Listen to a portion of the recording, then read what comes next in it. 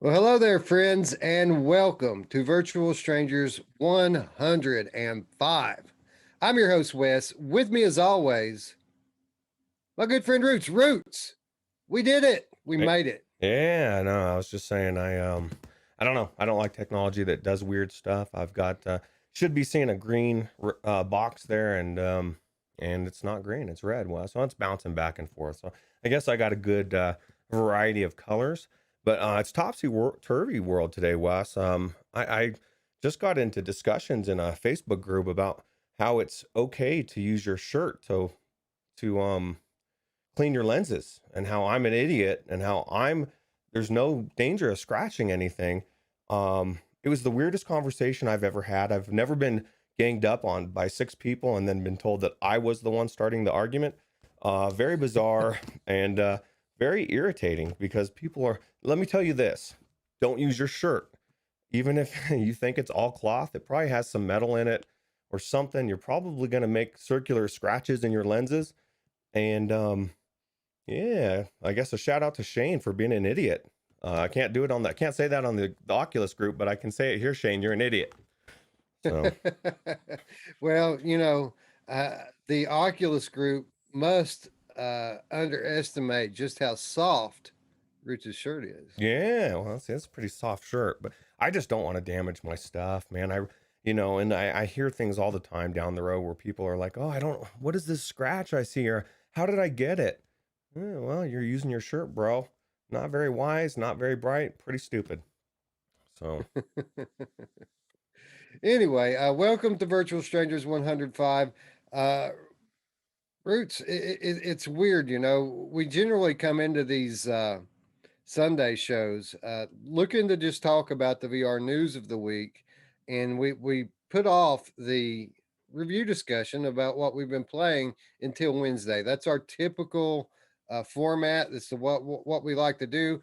It lines up better. It gives us more time to play the games before we talk about them. Um, but I think you know as well as I do, if we even attempt to make it through this show without mentioning Demeo, I'm still saying it wrong, Demeo, then I don't think that the crowd's going to have it. So I thought that right off the top, uh, we should start off by saying it's a pretty fun game, right? Yeah, dude, almost addictive. I mean, not even almost. I have to like rein myself in because that's my only gripe about it, Wes. And it's not even a bad gripe. It's a good gripe. It's a bad gripe for me personally because I don't want to spend as much time in a game. But for people that, I mean, obviously the best part of having an amazing game is having tons of gameplay. And I haven't played anything that has been so cool to do with other people. Like this is like just a smorgasbord of fun if you get the right group of people. And this is one thing I found out, Wes, recently. There's all sorts of audio in this game that you don't even realize. Like sometimes the things you're attacking, if you miss them, they like this ghost, it'll call you a loser. And like, I mean, there's sound bites in there Bro, that are bro, amazing. that's not the game, dude. That's Skiva. Oh God, no, Skiva, stop, bro. I thought we were friends. But it was funny, man. It's like just even like each character has its own cool catchphrases, and we've decided, even though the dev yesterday on MRTV's chant or show said that there was two guys and two girls. No, man, I think the wizard's the only guy. Every other, if you listen to every voice, they're all feminine sounding. So I think it's three girls and one guy. And being the wizard, I like that because I'm surrounded by amazing women. And speaking of amazing women, I would be remiss to not say Happy Mother's Day to all the amazing mothers out there. You make the world go round, and you rock. Yeah, Mash. The ghost called Mash a loser. So that's crazy, Let huh? me ask you this, Roots. Whenever you have a game that lets you choose your character the way this one does, you have four different character types that you can choose to be, and some people tend to say, "Well, I'm the warrior," and others say, "I'm the wizard," and I'm the rogue. Um, you know what I choose first and foremost? Hmm. I'm not the chick. Like I don't want to be a woman in game. Is that a weird thing? I don't know, man. My friend Josh, dude, shout out to Josh if you're watching this. I always give him a hard time because he defaults to the chick, and he always says, "Well, if I'm going to be watching a character run around, I want to see a girl's body. Okay, whatever. But I'm the same way. And being that the wizard, I think, is the only guy in there, and I say I think because even he is wearing a mask. If you look on the PC VR version, I guess he's actually wearing a mask. And so who knows what's under there, man? It's 2021. Uh, I don't know what he is. I just know that he's badass and I love his cards. But that's what's cool about each one of these things. You don't have to be one of each four. You don't have to take each one in. You could take four rogues, four wizards, but you really want to take the balance, right? And I just think it's really cool the amount of balancing you can do if once you figure out what your character is capable of, and then kind of seeing everything for what it is. It's definitely an amazing game. Yeah, yeah, I had a blast playing with you and Skiva and Matt the other day. Um, you know, programming note, my footage that I had from our gameplay that we were going to make a video out of was less than perfect, and I didn't have a full day into putting into editing one video, so we just kind of scrapped the idea. I still have the footage. I might try to pull some shorts from it. Like I feel like I might be able to get a 2 and 3 minute clip here and there. That some moments we had some pretty good moments that I feel would be entertaining. But as far as having the full gameplay video, we had to scrap it. But yeah, man, without doing my full, review discussion here today, I had a blast. And, just seeing the community's reaction to the game, I haven't heard very many people say anything negative about it. It just goes to show if you have a game and you're going to let people play with their friends as opposed to against them, and you have a unique idea, something we haven't seen before in VR, it's going to be a hit day one. And this game does just that. It lets you play with three of your friends in a very relaxed, chill environment. You can go at your own pace, and it's something that we've never seen before in VR. And Tommy Palm and all of the good people over at Resolution Games are having some much deserved success. Yeah, yeah, it's definitely an amazing game. And anything that all of my critiques, which I'll go into more on Wednesday, are just more things that I want out of a future game. You know what I mean? Like add a dungeon master, add a story. It doesn't detract from how amazing this game is. It just um, I've got different ideas in my head, and I'm not a developer, so I didn't take a couple years to make this amazing game. So yeah, I definitely would recommend this game to anybody. Well, I guess we just did the review right there, but now we'll talk more in depth on Wednesday. Yeah, so a couple of notes with it here. It launched on Oculus Quest and Steam VR this past week. It is coming to Rift within weeks, and it is cross-buy. They went ahead and put that out there up front, but it was kind of a last minute thing that they pushed the Rift support back right before they launched, and it was done within the same time frame that the Star Wars Pinball launched, with the same deal missing from the Rift store. And I was right up front with them about it. As soon as they told me that it wasn't launching on Rift, I was like, why? Please don't. People are going to say you're trying to skip out on crossbuy, just like they're saying with the pinball game. And they're like, no, no, no, no, no. Absolutely going to support crossbuy. The Rift store version just isn't ready. It needs a little more polish. It'll be out in short order.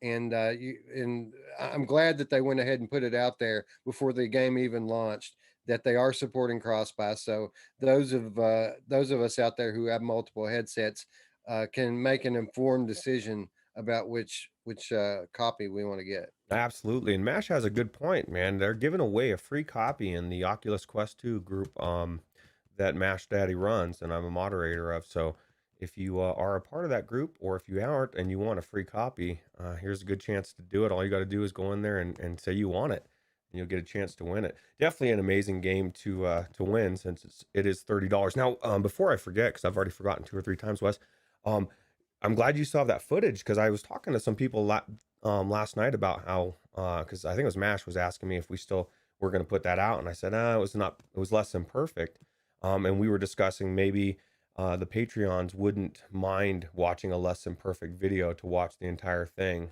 If they were inclined to do it, we could throw it out to them Way unedited. ahead of you. Way ahead of you, bro. Already had the idea. Nice. It's entertaining enough um, that I feel like our biggest fans, which most of our biggest fans are supporting on Patreon, uh, they would probably find some value in it. Yeah, absolutely. It's just some small technical stuff that's wrong with it that you know the Shanes of the world would probably complain about and leave negative comments and Yeah. thumbs down. And I don't want to feed the downvoter roots, so I decided to keep it to myself. Oh, I hear you. Well, maybe Mash will post a link in the Discord, and or actually he could do it here as well since he's a moderator, to the group just to get that free copy, man, or at least the chance. And it's Tis not. the season. Tis the season for free games, Roots. I mean, we got Mash giving away a copy of Demeo. We've got Drew giving away a copy of Swarm. We still have a pocket full of Jupiter God to give away, which I'm still trying to figure out the best way to distribute those keys. But man, it's a good time. I even had Dash Dash approach me a few days ago asking if I wanted to do some kind of a promotion. We might be doing a giveaway with them pretty soon. Who knows? Nice. I went into Dash Dash for a few minutes last night, just to see what the 120 hertz was like, and I couldn't verify that it was at 120 hertz or not. I don't know how to do that on the standalone, so I need to figure that out. But I wanted to see if there was a difference. But it's kind of pointless to check it out if I don't know for sure it's 120. So Well, one thing you can check out for sure are the new levels and features that they added in with this latest update. yeah, that's true. That's true. And that was another thing that I wanted to do, and didn't get a chance to do as well. Anyway, one more quick note with Demeo.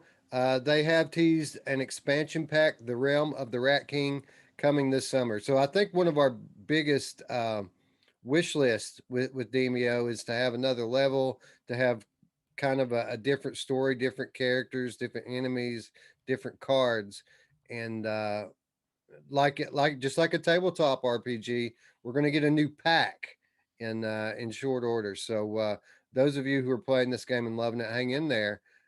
More content is on the way. Yeah. Yeah, and it's definitely not. I'll tell you what, Wes, I went into my first losing game last night, and by losing game, I tell you, we lost very fast, and there was nothing we could do. We zoomed in, and there was so much going on. It was crazy, and yeah, that's definitely cool. Sometimes you need that autistic Mateo 311 in there counting cards for you, right? Dude, Mateo, man, he knows his stuff, dude. He was very, He's like, hold very. on, I'm going to run the numbers. What? Yeah, You got no, a team of accountants there with you, bro? What are you doing? yeah, no, we sailed through that game so easy, and it's just really cool. I mean, I kind of like this game. The reason I like this game is it's fun, but it's also a thinking game. There's a lot of different things you have to take into consideration, and I like that. So, Mash Daddy throwing a $5 donation to get the stream started. Appreciate that, bro. Yeah, thanks, Eric. Always, in the engine of the tip train. Uh, Eric Mash Daddy, thanks for showing up. Thanks for supporting. Yeah, and Tyler says from Rendered Reality, which I feel stupid for saying this. If you haven't seen Coffee in VR, I don't know what you're doing. He says it feels different every time by using a different character, and that's exactly true. Each one of them is different and different.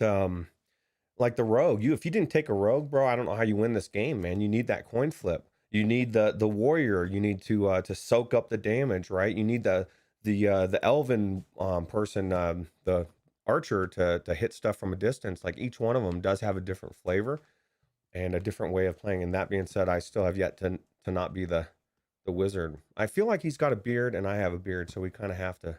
We're in symbiosis. So Yeah, simpatico. yep.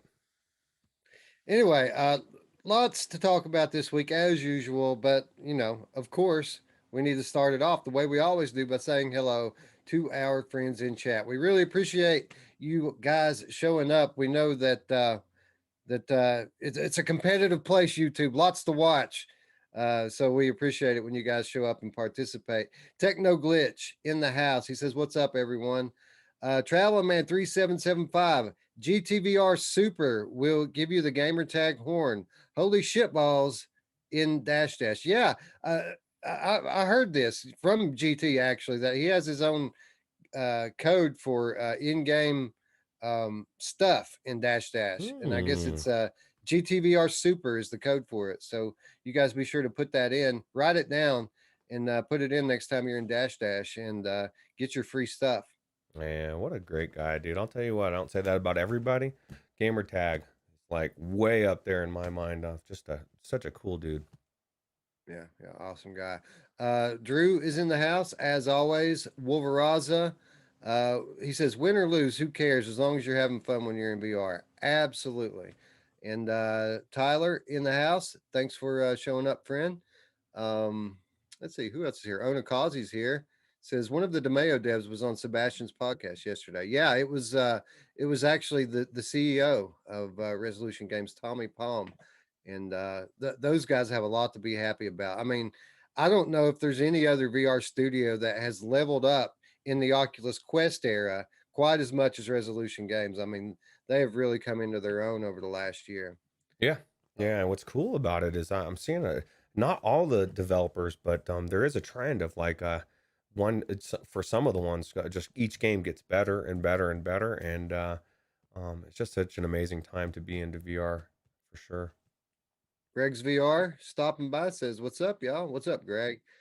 Dark Angel, thank you for coming by. You see who Dark Angel really loves, Roots, right? Her brother's over on the other channel, and she's coming over here to hang out with us. So Oh, yeah. just goes to show you who's got the content, right? Yeah. And Ray Delator says, "Keep up the my mom jokes." I was just trying to think of one to throw in there, and without being corny, there wasn't one at the moment, so we'll look for it. We'll slip it Yeah, in. we don't want to force it. Although you know who loves it when you force it. My mom! Oh yeah, she does. Okay. All right. He said, "Did you know that guy created Candy Crush?" No, I did not. Really? So Wow. how about that? Spending that mobile money, that mobile fortune to come over and make VR games. You know, we always kind of said, especially back in the early days when it was just like you know, their first couple of games, Angry Birds and Akron, um, that it seemed like that they were making mobile games for VR, right? And slowly but surely they have kind of, I mean, they're still party games. They still make party games, but they make the best party games, and they've kind of moved away a little bit from the mobile aspect of it to just a more of a full-fledged VR game now. Yeah, that's one of the things that did blow me away. That's I can't even remember who said it, but they made the comment in the Discord that there was like no difference between playing this game flat or in VR. And I was thinking about that, Wes, as I had done just like that guy did there. I had zoomed myself in and scaled, and I was right up there with the characters. And it's like, there's no way this is the same as being on a TV, bro. I get it, but I don't get it. This is just, it's just so good. Yeah, yeah, it is.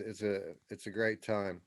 Onikazi says pizza needs to be picked up, um, and Dark Angel says, "Shh, be very, very quiet." She says she's a multitasking thing, and I'll just point out one more thing.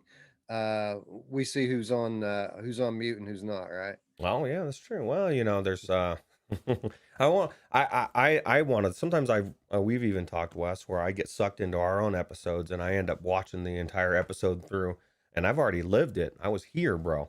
And it's crazy. Yeah. So you know, why don't we get into it? You know, we have a lot to talk about today, and this first topic is one that's kind of been on the tip of my tongue for the better part of a week now. I have mixed emotions, Roots, about Larcenauts. Impulse Gear, the studio behind PSVR co-op shooter Farpoint, has announced a new multiplayer VR team shooter called Larcenauts. It's slated to launch on Quest, Rift, and Steam VR headsets this summer. Larcenauts is a team-based multiplayer hero shooter with multiple character classes. The game has 8 unique characters named specialists, and each serves a different function in team based battles, from your standard medic class to grenadiers and more. The game supports 6v6 matches, and various game modes. Impulse Gear says game modes include a territories based capture mode, capture the flag, and classic team deathmatch. The trailer also shows a game mode called Drone Hack, in which players are fighting for ownership of an orb like drone that they carry around the map. Again, Larcenauts is confirmed for Oculus Quest, as well as PCVR headsets coming this summer, supporting cross buy and cross play. Um, so there's a lot to unpack here, Roots. First of all, this is not Farpoint 2, right? Yeah, no, this is not Farpoint 2. This is I don't want to say Wes's worst nightmare, but this is definitely not. When you heard this news, I guarantee you were. It was like a gut punch, not because it doesn't look cool, but because your baby is may or may not be coming. I mean, this was the game that we thought was Farpoint 2, and now I highly doubt they were working on both of these at the same time. It doesn't mean Farpoint 2 is not coming. It just means it's further out than we would have ever dreamed if it does come. Well, look, to be clear, we knew a couple of months ago that it probably wasn't going to be Farpoint 2. There was kind of a long shot that it's actually going to be Farpoint 2. But based on the hints that they've been dropping, the little audio clips, the pictures of their whiteboard, and the things that it says on it, it was obvious that it was a very character-driven world that they were building. That the characters had rich backstories, and it just led everyone to believe that this was going to be another sci-fi adventure game, right? A single-player, story-driven experience with maybe like Farpoint, some multiplayer stuff added onto it.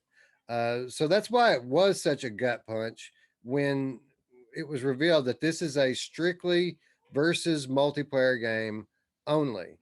This is this is not what we were hoping for. It's not what we expected, but after my initial disappointment really soaked in, I tried to make myself look at this trailer again and try to look at it through the eyes of just any look at it like I would any other VR trailer, right? Try to disconnect the fact that this is coming from Impulse Gear, and let's act like this is a game coming from Servios or from Markiact or someone else other than Impulse Gear. What do I think about it now? And if you look at it and frame it up in that context, I mean, this looks like a very polished VR shooter. Yeah, absolutely. And from what people say, and you guys can correct me if I'm wrong because I've never played it and I don't take interest in it, but they say it's very Overwatch like, and Overwatch is huge, and so like if they can get that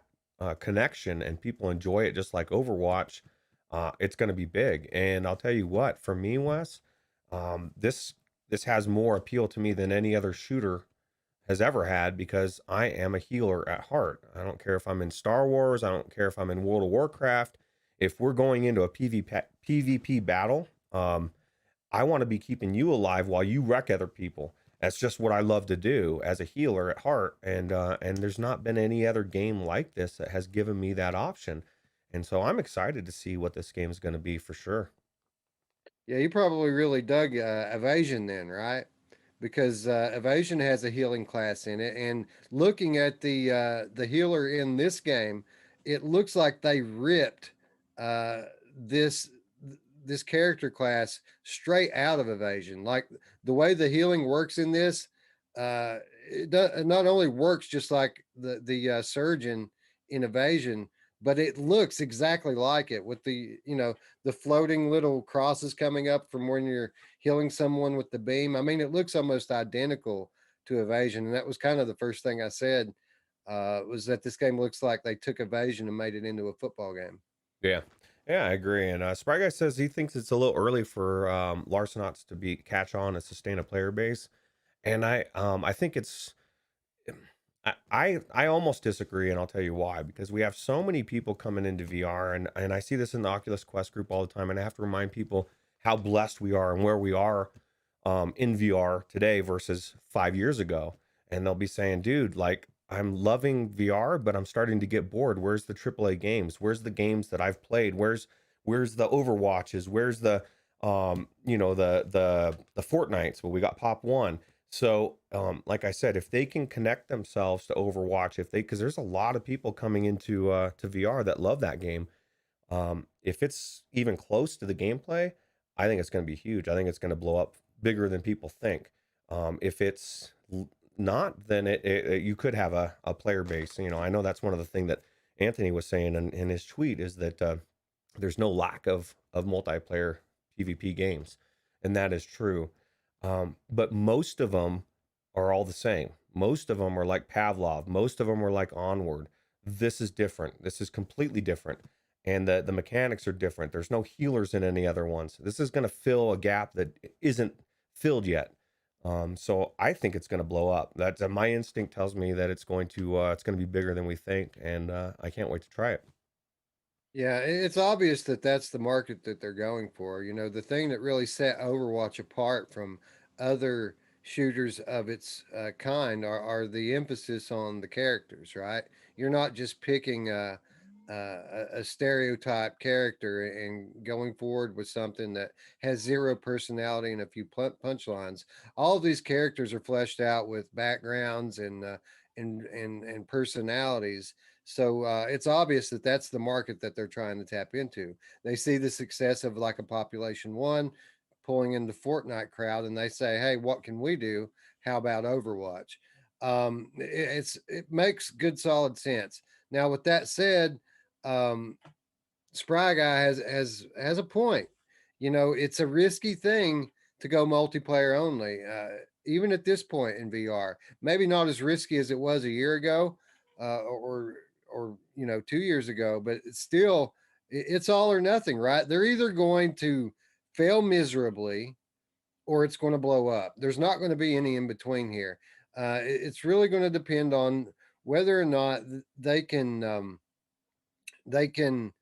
uh, get this game in enough people's hands to keep the lobbies full. This is 6v6, man. You have to have 12 people to play this game, and that means you have to have a lot of people at the ready, which is why it was so surprising, Roots, when I found out that this game is not apparently at this point is not supporting PlayStation VR. I think that was the biggest shock of all of this, was that they go from a game like Farpoint, which was PSVR exclusive, to a game like Larcenauts, Hmm. which is exclusive to everybody but PSVR. That is odd, you know, especially since I mean, it was made when the PlayStation VR was new, like with the aim controller was made for Farpoint. You know what I mean? Like, um, it's a bizarre move. I mean, it kind of tells you something that about where VR is right now, and maybe they plan to go to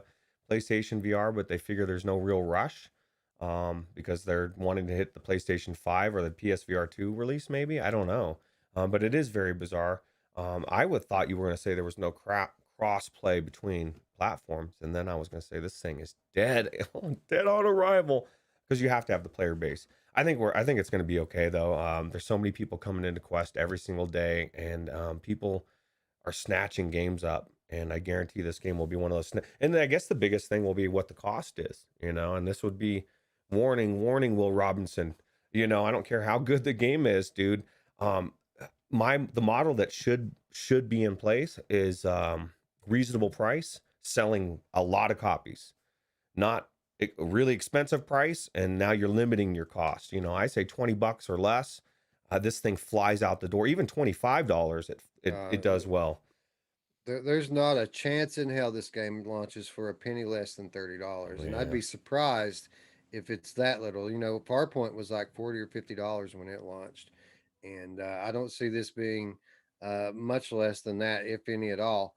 Um, Would you but agree though yeah, that it would make more sense to sell for $10 less, $20? I mean, that $20 does not for it's all about the you know, people have this instinct.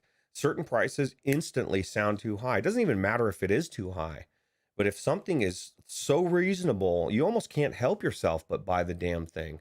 And then you've got so many people in the pool, it never becomes an issue. You know, I just learned from Ubisoft. They also charged $30. Was it 30 or 40? Um, and Well, it was $40 at launch. and their game died. Their game literally died because it was too expensive. And I can't control what you guys charge for this game, but um, I think $30 is putting it in a place where it could succeed, but it could also hinder it. So I don't know. So yeah, they certainly are going to want to consider marketing it a bit differently, be it being a multiplayer game, and it being so important that you have players in your lobby. That is a lot of the reason why I was so shocked that it isn't supporting PlayStation VR. People tend to forget that you know, uh, among all the VR platforms out there, Oculus Quest included, PSVR still has the most headsets out there, and it's not close even still. So, like, the fact that they're publishing this on all the other platforms except for the most populated one is odd. And then when you consider that these guys are the OG of the aim controller, Hmm. and how great would a game like this be with your aim controller? That makes it even more weird. So I don't know what's up with that. Maybe they're waiting. Maybe there will be a PlayStation VR version. They're just waiting to reveal it. Some people were saying that they probably are waiting for PSVR 2 because PSVR 1's not powerful enough to run it. And to those people, I would say if they're going to launch this on Oculus Quest, then PSVR 1 is powerful enough to run it. So it's again, it would be a gamble to bank on PSVR 2 because PSVR 2 is still a year away at the very least, and it's awfully presumptuous to assume that your game is still going to be around with people in the lobby in a year. Yeah. Well, and somebody had said something earlier in the chat that uh, they were excited. I'm assuming they were excited about it because they said dual wielding, you know, and so maybe that's part of the reason. I mean, it looks like most of these characters are using both hands, and that creates a problem for the aim controller. I'm not saying you Yeah. couldn't use one of the other controllers, but now you're using the move controllers, which everyone wants to get the hell away from. So maybe they're just looking for the superior hardware. And dude, imagine this game if it does blow up, and when it comes to PlayStation VR 2, and you've got those new next level controllers. Yeah, I definitely would say that would be amazing. Yeah, and I think Boy Brown and Gamer Chick 13 have have they're on to something here when they say Oculus gave them the money and Sony didn't. That's probably the truth of the matter. Yeah, absolutely. But Sony's very aware of games like Rainbow Six. Like I say this every time we talk about that other game that I forget the name of it off the top of my head. But um, there's a lot of success in taking an existing franchise and making a VR clone of it, making it your own, but making the gameplay so similar that it might as well be Overwatch or Rainbow Six Siege. Um, and there's a reason why those games do so well. It's the mechanics, the gameplay. Right. So I'm excited for this game. I'm excited to punch people with my fists. Although I don't know if that's a healing move or not. I don't see myself playing anything but the healing class because somebody's got to heal Wes, and it's in my blood, bro. Yeah, I know. I noticed that playing Demeo with you the other day that I mean everyone has their healing potion, right? That you're supposed to kind of keep in your pocket for when you get hurt. But like every other turn, Roots is like, bro, do you need my healing card? I could just drop my healing card on you there if you need help. There's nothing like it's just like some people are love to be tanks, like because there's such an important role, but there's nothing better than keeping your group alive and destroying a boss. It's just so good. Yeah, yeah, I agree. You know what's even better, Roots, is when you make a stupid mistake for the third time, and your whole team says, "That's it, we're fucked," and then you break out the coin flip and win the game for everybody.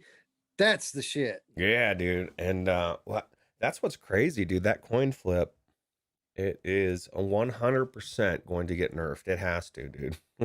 We went into a group last night where we had, I think, who was it that um Derail. He had 3 coin flip cards. it was like, dude, there's no way we don't beat this boss, bro. You know what I mean? You just Right. got a 50-50 three times, you're gonna beat it. And it's crazy. It's crazy that he had three of them. That's an expensive card, man. I mean, it's a 500 gold card. It's like he must have just got like a one in a lifetime hand or something. He had one, and then he bought one, and then one just dropped in a random thing. It's just crazy, man. But it just shows you that the cards, it's all about randomness as well as skill, right? Yeah, and see, this is exactly what I was talking about at the top of the show. Good luck not talking about Demeo today, right? Yeah, no, it's just like any other good game.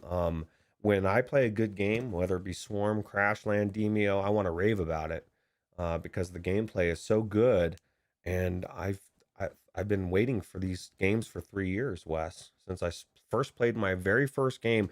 And I, like you, man, I went into some amazing games, Edge of Nowhere and stuff like right off the bat, and then I'm like stuck with indie games for 3 years, and so we're finally getting. Um, the AAA I'll say AAA content. It may not be from established AAA companies, but they are AAA companies. They haven't been recognized for it yet. Yeah, and the multiplayer too. I mean, we're getting hammered with the multiplayer. We start off talking about Demeo, a co-op multiplayer game. We go into Larcenauts, 6 versus 6 multiplayer. And now, Roots, let's talk a little bit about Population 1 Season 2. Pop 1 Season 2, The Frontier, arrives this week, and it will bring more changes to VR's Battle Royale. Developer Big Box released another teaser for the upcoming season this past week, revealing May 13th as the launch date. The teaser gives us another look at some of the new cosmetics that you can expect to earn in this season's Battle Pass.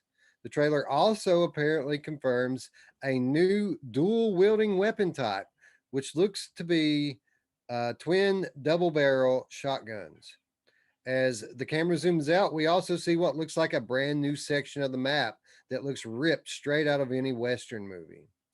Big Box also confirmed to Upload VR that the game's play size is expanding from 18 to 24. Mhm. And as with season 1, you can expect the game's major new features to be implemented in a free update, while the new cosmetic unlocks will be connected to the battle pass. So, we talked a little bit about this last week, Roots. Um, just a little bit about the idea of having a Wild West themed DLC. But now this week we're getting the deets. And I gotta say, Roots, I'm intrigued. I want to check this out. I'm hoping that the changes to the map are significant changes. Yeah, me too. And that's one of the things I griped about. When they say they changed the map, it's like a tower fell over. And and just to the point where you're like, what did they change? Oh, yeah, that tower fell over. After seven people told you, then you're like, okay, yeah, now I see it. I would have never seen it. I don't think you could miss this, for sure. And I laughed when you said it was going to 24, bro, because that's like a slap in your face. You want more individual stuff, right? How does it go to where you're wanting it to go if they're adding players? Now that's six more players that aren't in the pool, right? Well, this is an interesting thing to me. First of all, there's the thing we talked about last week, where you said that the it's getting harder to find a match now as it is, and if they're making that a requirement to play, then that could potentially be a huge problem, right? Yeah. Yeah. And I don't know. I guess it depends on what if they leave everything the same. If they were to say eliminate private lobbies, then that would force everybody back into the player pool, and then you have plenty of people. But a lot of people want private lobbies. So it's kind of a catch 22 is like, how do you do it? I mean, eventually you would imagine that the player pool gets big enough you can do both. But really gauging that and balancing that is super important, a lot more than I think they would. Well, I don't know. I guess they are experts at what they do. They probably are very well aware of exactly what I'm saying. So I that's the other aspect to it. I fully expect this 24 player expansion to be attached to some other sort of changes to the gameplay. For example, and this is pure speculation on my part, it probably isn't going to be this specifically, but for example, with a Western theme comes the idea of rounding up a posse and going out there to fight this other uh, crew, right? So if you think about rounding up a posse, are you thinking about three people?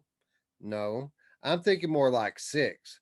So if they're going to a Western style showdown style gameplay with dual wielding and posses, I'm thinking four teams of six, Roots. Yeah, either 4 teams of 6 or maybe 6 teams of 4. Although, which would still keep the same amount of groups. But definitely doesn't sound like a 3-person scenario by any stretch of the imagination.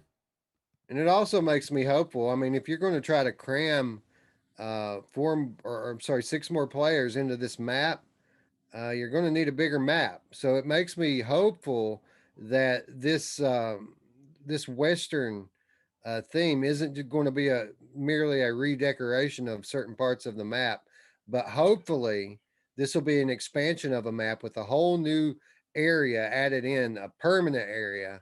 And I want to see more of this going forward. I want the map to continually grow and get bigger. Yeah, absolutely. And Wolferaza makes a good point. Says the private lobbies were supposed to be for like the super good, the sweaties. But what's happening is a lot of people that are getting crushed are going to the private lobbies because of the sweaties, and so you're having double people. Not both groups are getting away from each other, and I just think the best thing that they could do, and this and maybe they have something in place, but they really need to have some sort of system for who you're grouped with. Like, don't put me Balanced against somebody matchmaking. that's, yeah, balanced matchmaking. Don't put me against somebody that has such a high record that of course they're going to slaughter me. You know what I mean? It's almost counterproductive. If you just throw everybody into a group, the first come first serve, you're gonna have a very very high difference in skill, and then Roots is gonna be going, what happened? As I'm dead, and the guy's stepping over my body. So Yeah, Diz the Game Cat says they're going to slow down the zone to extend gameplay. I agree with that. I wish that they would. Even either slow the speed of which the thing moves, or slow the or lengthen the intervals in between movement of the zone. I've kind of always wanted that thing to slow down a little bit.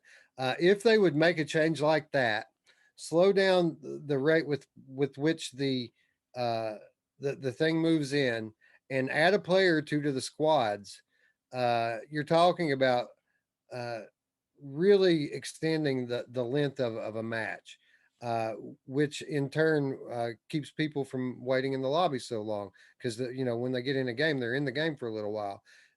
So I think that these would be changes that that would be for the better. Obviously, if the thing's moving in slower and you have an extra guy on your team, I mean, you can designate one, a member of your team. If you had like four or five people, one person could take it as their sole responsibility to just be around to revive people, right? When you have guys drop, pick them back up. Stay hidden. I mean, pick people off, if it's a gimme, then get in the fight. But if you're trying to win as a team and that's your objective, you should have a guy whose main objective is to just, be super safe and be there to pick people up when they go down. I know a guy, Wes, that likes to be super safe and wants to pick people up and heal people. And there's no healing in this game, but well, I guess there is healing, but it's self healing, right? So Well, it's interesting to me, Roots, that so many of the randoms that you play with, nobody seems to want to pick their teammates up when they go down. It's like, bro, are we a team or are we just some dudes playing together, right? I Pick me up, bro. I don't get it. Especially in this game, this is one of those games where if you've ever died and had somebody not pick you up, you might sometimes you just want to quit because you're so deep into the storm that you can never get ahead of it. Like you have a small finite amount of time to get that person up to where they're not being pushed back into the storm. it makes no sense to me. I'll try to res them immediately, for that reason. You know what I mean? Like, just get them up, and even if I have to take a little bit of damage to do it, it just makes sense. But I think that the concept of teamwork, in 2021 is kind of out the window for a lot of people, bro. It's like me and It's I'm, weird. yeah, I- It's weird that, people seem so singularly focused on padding their stats, like their kill ratios and things like that, that they're so short-sighted that they fail to recognize that by keeping their team up and alive keeps them in the game longer and gives them more of a shot at getting these kills that they want. It just seems like this goes totally over the head with half the randoms that I play with. yeah. Well, they just don't know what they're doing, and they're selfish, and they don't care, and they're probably kids, and they're squeakers. And PD says "Squeakers Are Us" is trademarked by him, and yeah. PD says VR is getting so popular, toxic non-res players will be everywhere. Yeah, you mean like the type? You mean like the types of people that comment when you ask for a save feature in Returnal? Yeah, That kind of toxic. yeah, yeah. People are crazy, bro. Gamertag joining us as well. What's up, guys? Our friends from across the pond have arrived. Yeah, dude. The most important ones as well. By the way, Roots, you know, I've been thinking about what our topic should be on Wednesday. Our topic for discussion. And I mean, if we're going to talk about what I've been playing, I think we're going to have to just talk about Returnal because that's pretty much what I'm playing right now. Well, I'll tell you what. I wish I was looking into how to play PlayStation games on PC, which you can do a bunch of different ways, but none of them that allows me to play Returnal. So Now you can, if you have a PlayStation 4, there is a feature that allows you to log into your PS5 remotely and play over the internet, which is a pretty cool thing. But no, I wouldn't know how to do it with a PC. yeah, Not at this point anyway. Maybe in the future they'll let you do something like that. But as of right now, to play like that, you would have to have a PS4. yeah, crazy. Disney Game Cat says Westworld on Viveport Infinity. Yeah, that's been on Infinity, has it not? Yeah, Westworld Awakening. I think so. But I'll tell you what, if you haven't tried it, you should do it. It was what made me want to watch Westworld. It was so good. PD says that he killed the first boss today. That his game was bugged so that the boss was invincible. He reinstalled it and it went down easy. Yeah, man. I've got about 10 hours in Returnal right now over the last week, and I still haven't beat the first boss. That thing, Mhm. I was able to. I was. You have to take its health bar down 3 times, and each time you defeat it, it comes back with a different attack pattern. Mm. And I was able to knock down the first one, but the second one got me, and that was the only time I faced it. After you face it and lose to it, it's super easy and fast to get back to the first boss, but you don't want to do that. You want to spend time kind of going everywhere else and powering yourself up so that you have enough health, you have good enough guns, you have enough items available so that when you return to the boss, that you're actually able to defeat it the next time. So after playing the boss, I probably put in another 3 or 4 hours, uh, in which I could have went and tried again, but I ended up just trying to power myself up and then dying in the process. Well, it sounds like you saved yourself some heartache because Gamertag updated the game and he lost 4 hours of his run. And PD said he got his game crashed on the second boss. So apparently they need to tweak a couple things to make it run smoothly. But this is my point.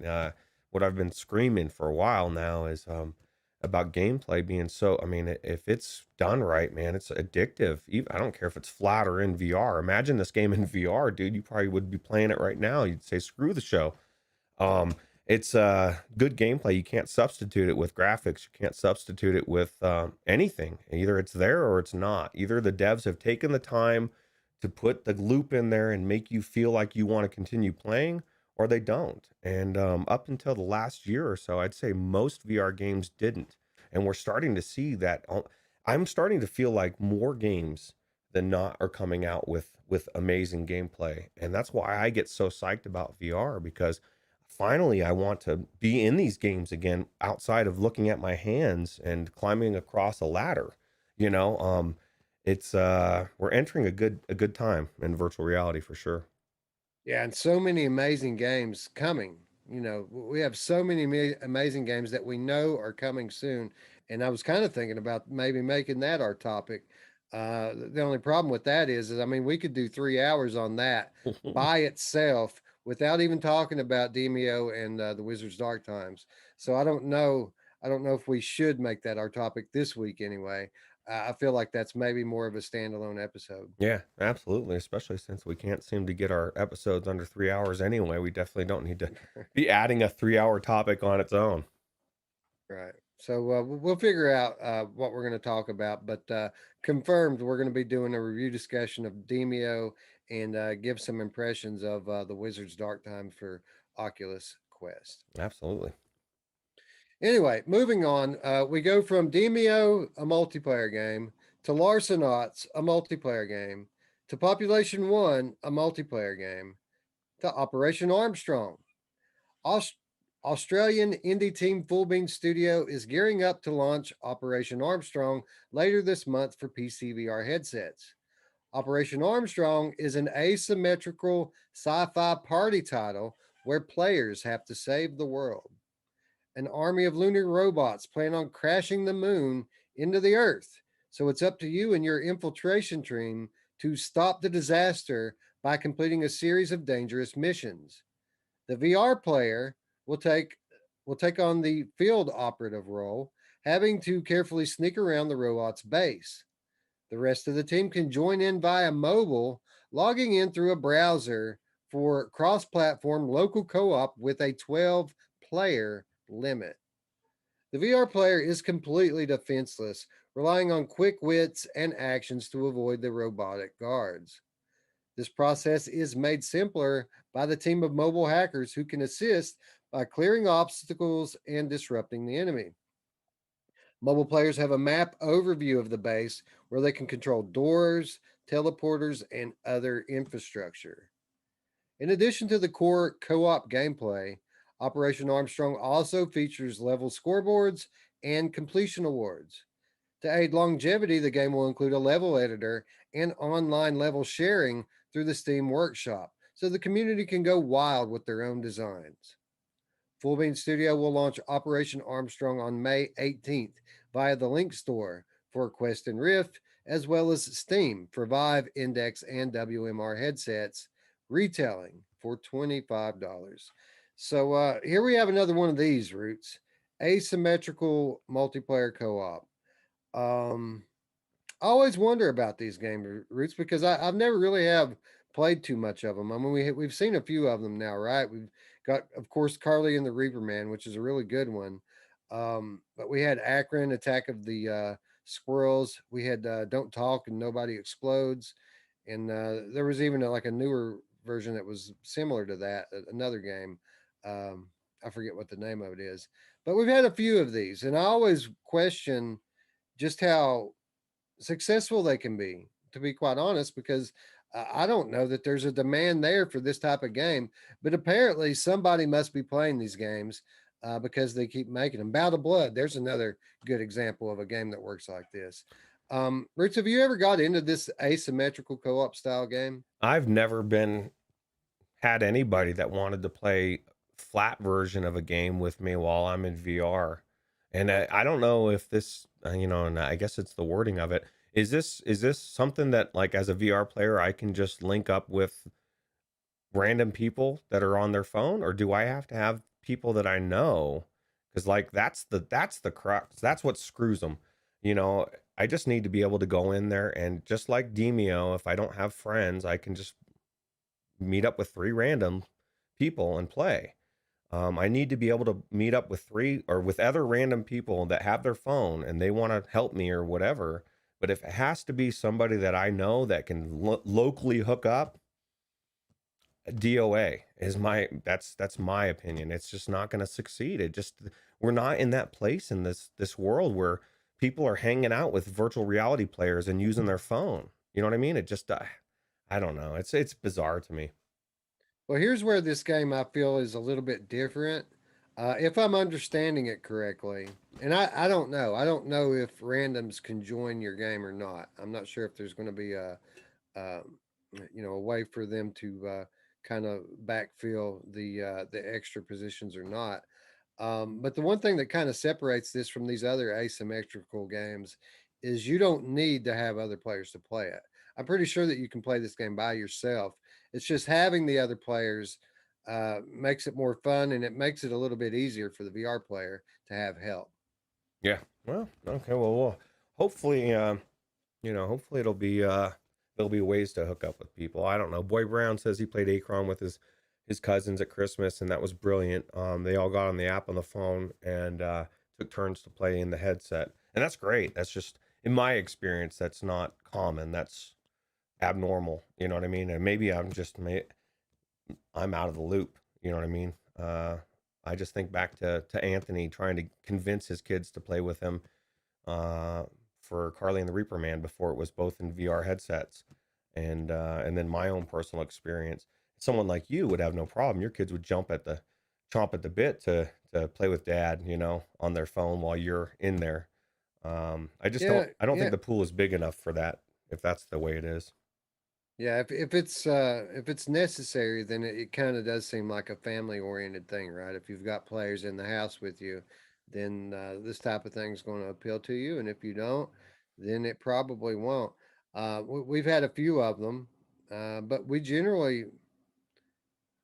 don't play these games where people have to play flat. Like we'll play multiplayer VR games where we can all get in headsets, but generally, if someone's playing along on the TV screen, we just don't bother. Yeah. Well, and this is my thought too. COVID's not going anywhere. So people aren't hanging out at each other's houses like they used to either. So if this is one of those you have to be local, it's just the wrong time for it. 2 years ago, I could see, people are hanging out, partying, going to each other's houses, but it's just few and far between, especially in other countries. I mean, at least we still have a little bit of that going on here, but some countries you can't, you aren't going to somebody else's house. So I'm hoping that there is the option because even myself, I would be inclined to play this if I could be in the headset. I don't care if it's a couple random people on their phone or whatever. I would play it. It's just if that's not the case, then it's going to be very difficult for this game to succeed. On the positive tip, one thing I really do like that they're doing here is the fact that they're opening up with the level editor and Steam Workshop support.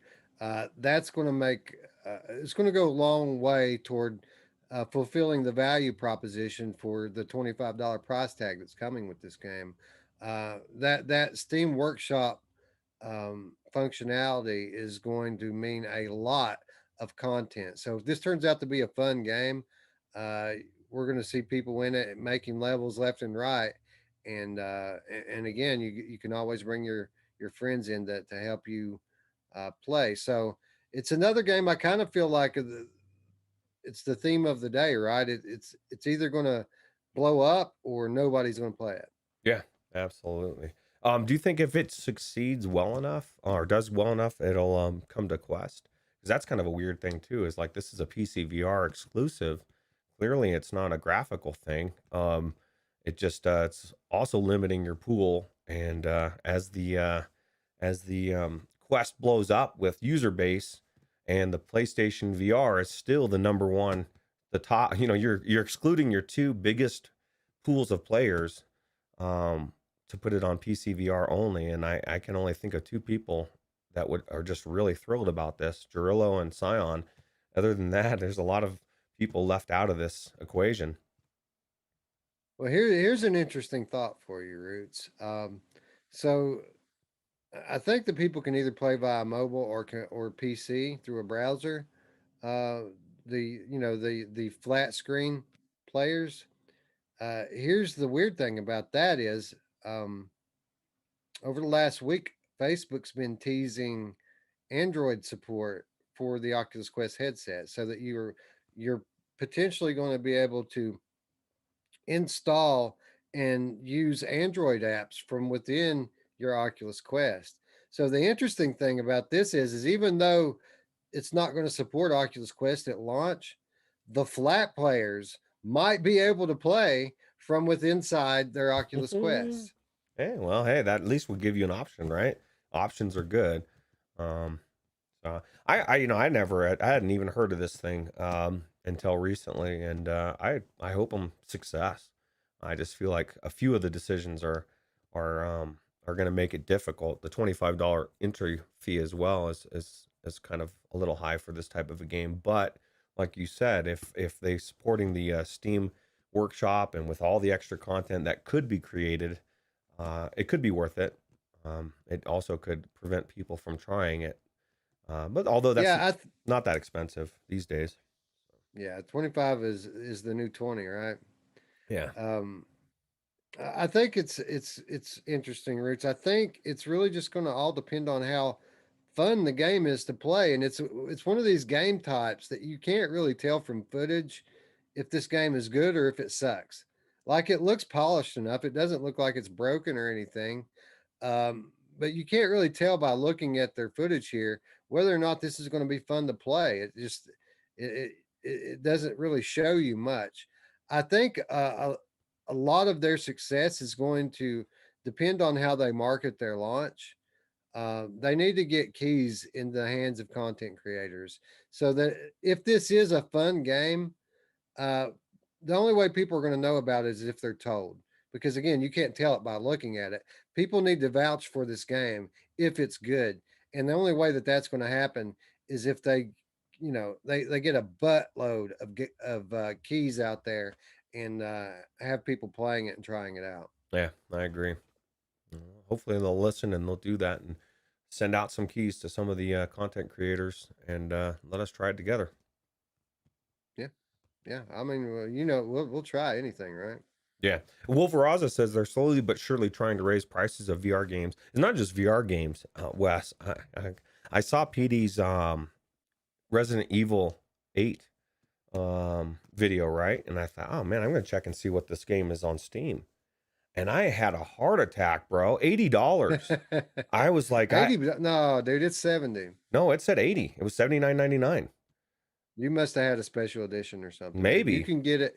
You can get it for through the like Fanatical or some of these other stores for like 63 $64. I thought I saw one for 50 something, but I'm pretty sure it was 79.99 and it didn't I was looking at it. It didn't say anything about it being a special edition. Um and if that's the case, as amazing as that game is, I was like, no, well, that does say deluxe edition.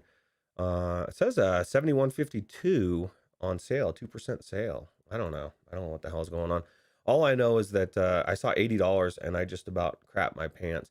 70 Deluxe is edition. yeah, $70, I mean, that's not a surprise.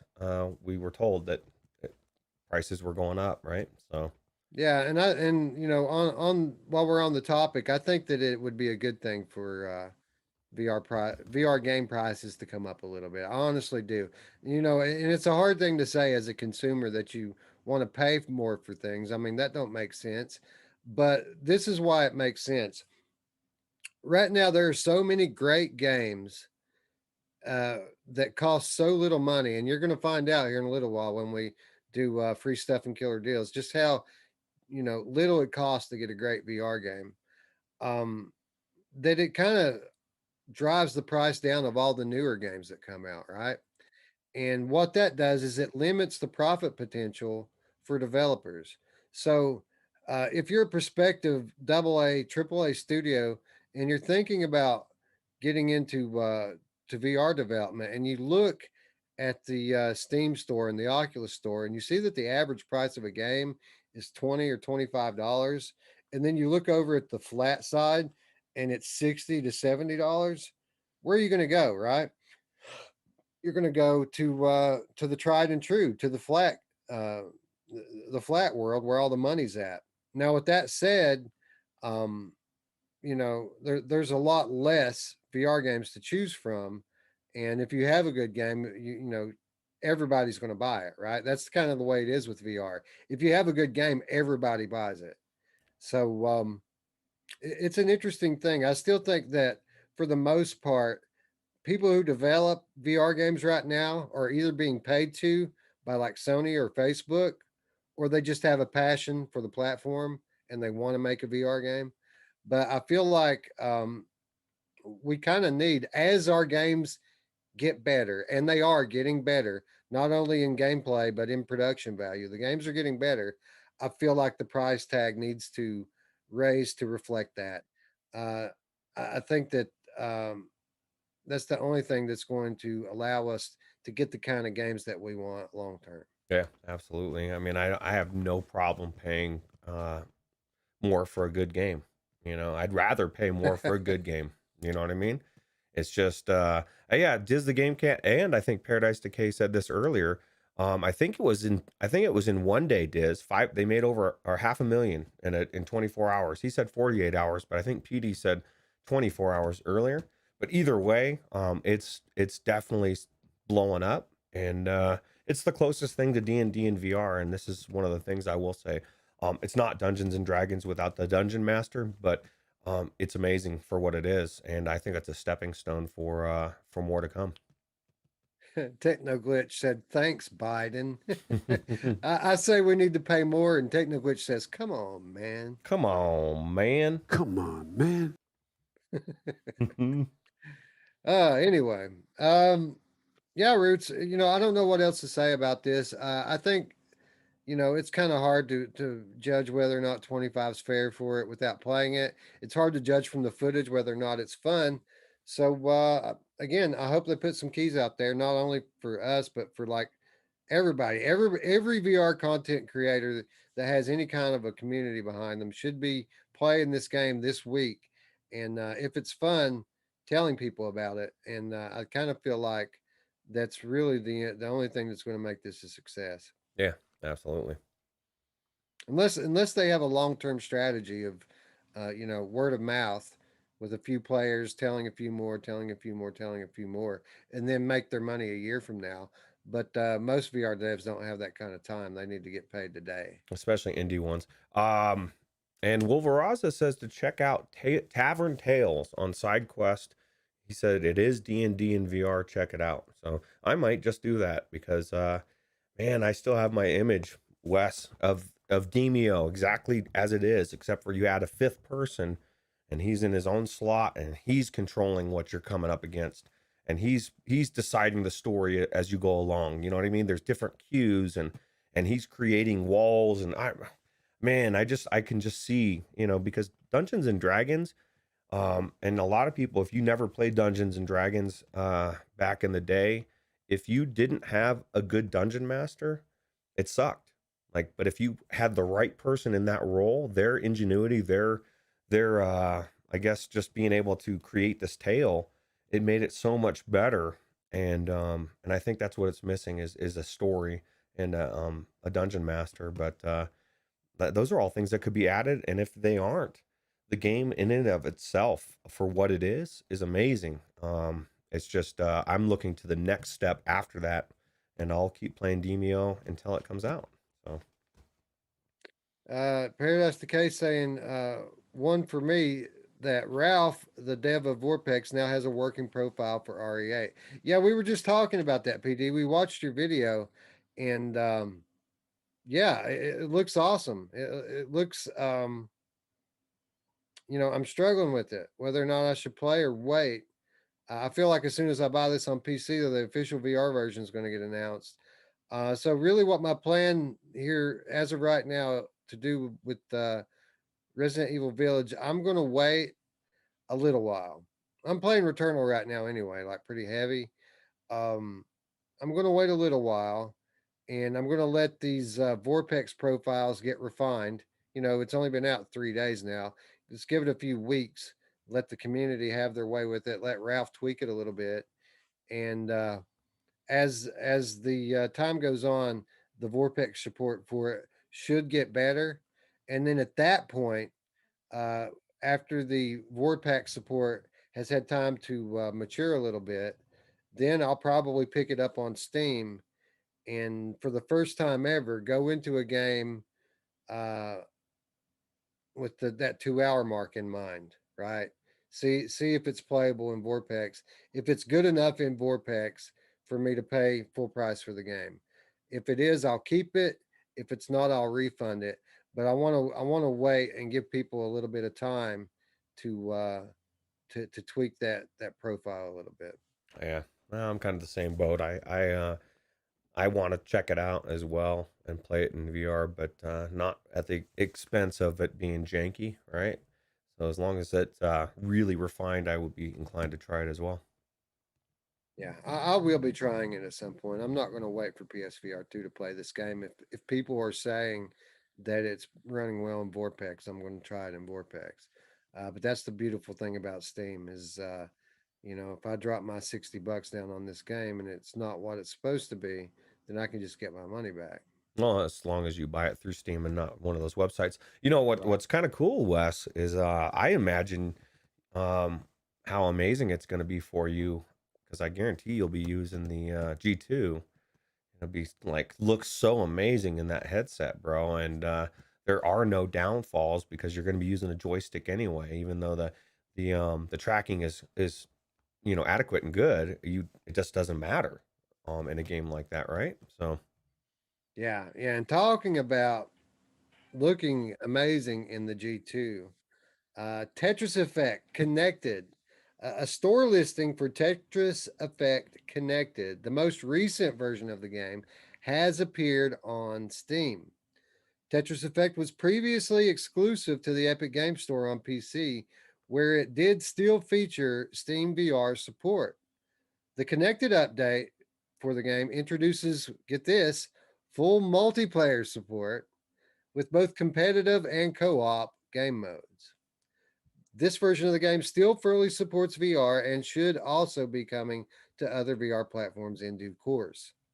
The page lists official support for Oculus and HTC Vive headsets, though this being on Steam VR and this being Tetris, it's a pretty safe bet that you'll be able to load up just about any Steam VR compatible headset and play it. No specific launch date has been given, but the game is said to be coming this summer. So, Roots, I don't know why it never occurred to me. I need to play Tetris Effect in that damn G2, man. yeah, dude, you should have done that a long time ago. Of all the games to check out, in the headset, right? The amazing clarity, that, and then I'm assuming you've tried all your other favorites, um, that are blanking right now for me for some reason. Some of them I have, and some of them I haven't. I think Lone Echo's been the most jaw dropping of everything I've played. Half Life Alex is pretty amazing as well. I still have not done Asgard's Wrath in it. I still haven't done the uh, the one you mentioned earlier, The Edge of Nowhere. I haven't checked that out yet, and I haven't done Tetris Effect. I think I did try Res and Polybius in it. Um, so yeah, we've got some of them, not all of them. Okay, well, and that's what I was thinking of was effect and that those kind of things. Those are the ones that I consider Wes's baby, just because you were raving about those suckers forever. And Wolveraza said he just joined the Patreon. Keep up the great work, guys. Welcome to the Patreon club, bro. Thank you, Wolvie. Talk about Westradamus. I mistakenly said, well, maybe he is one of our patrons last week when we were talking about it. Because I started talking about this patron and that patron, and I thought, well, wait a minute, maybe Wolvie's a patron too. And then he wasn't, but now he is. So I guess he was all along. Yeah, no, you knew it. You felt it. And you knew that he was a part of the Patreon club in heart. He says, "Oh, I'm in Asgard's now. It's so awesome." Yeah, man. I uninstalled Asgard's Wrath back in the day because you have to have that extra 130 gigabytes to update it. But the updates have stopped now. I think it's time for me to clear off some space, put Asgard's Wrath back on my computer, and I need to Asgard's Wrath and Stormland in my G2. That's what I think I need to do next. Yeah. Yeah, well, I definitely need to get back to Asgard's Wrath. I've already beat Stormland, but it was an amazing game. But Asgard's Wrath, I got stuck in the prison area, which I guess Spry just made it through. So I've got somebody on the inside that can help rescue Roots, break me out of the prison. Um, I don't know what he's. Oh, Jesse Custer. Okay, he's saying that his Patreon's going to show up as Jesse Custer as the character from the Preacher comic book series. Okay. Well, Jesse Custer, we appreciate your Patreon support. Wolvie, do you know who else has an arse face? My mom! I didn't know that about her, but some people say. PD says that the Resident Evil 8 isn't janky and that there is a demo. Yeah, I'm really just wondering about the Vortex support for it, not how janky it is. My experience with Vortex has been mixed. And it's not about how the game looks, but about how it feels. I need it to feel like native VR to me. And for some reason, most of the time that I've tried to play these games in full VR and Vortex, it feels weird when I move my head. Like it's not one to one like a VR, um, like a native VR game would be. It's where it's trying to map the mouse movement to your headset. There's always a little bit off about it. So that's really my main concern with picking that game up to play it on Vortex. Yeah. And definitely is one of those ones that I almost pulled the trigger recently when I saw PD's video, and it was the high price tag that reined me back in. I was like, maybe I'll wait, because that's the thing too is if you're not impatient, if you have patience, you can get every game for close to half. You just have to wait a month or two. It's not that big a deal. Yep. Just wait. You know, you don't have to have it on day one. Yeah, it would be one thing if we didn't have great, amazing games to play already.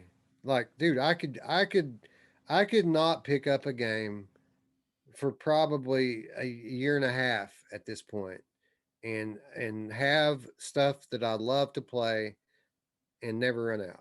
Like there's just so many games between Five Port Infinity and my library of games and GameFly for the PlayStation stuff. I mean, it's just endless the stuff to play. Yeah. Yeah, absolutely. And then add new games coming out every week. And you're welcome to our world. It's a good world, but it's also sometimes it can be stressful, Wes. It's like there's too much going on. I mean, we've got the Saints and Sinners DLC coming. I mean, that's a pretty big deal there.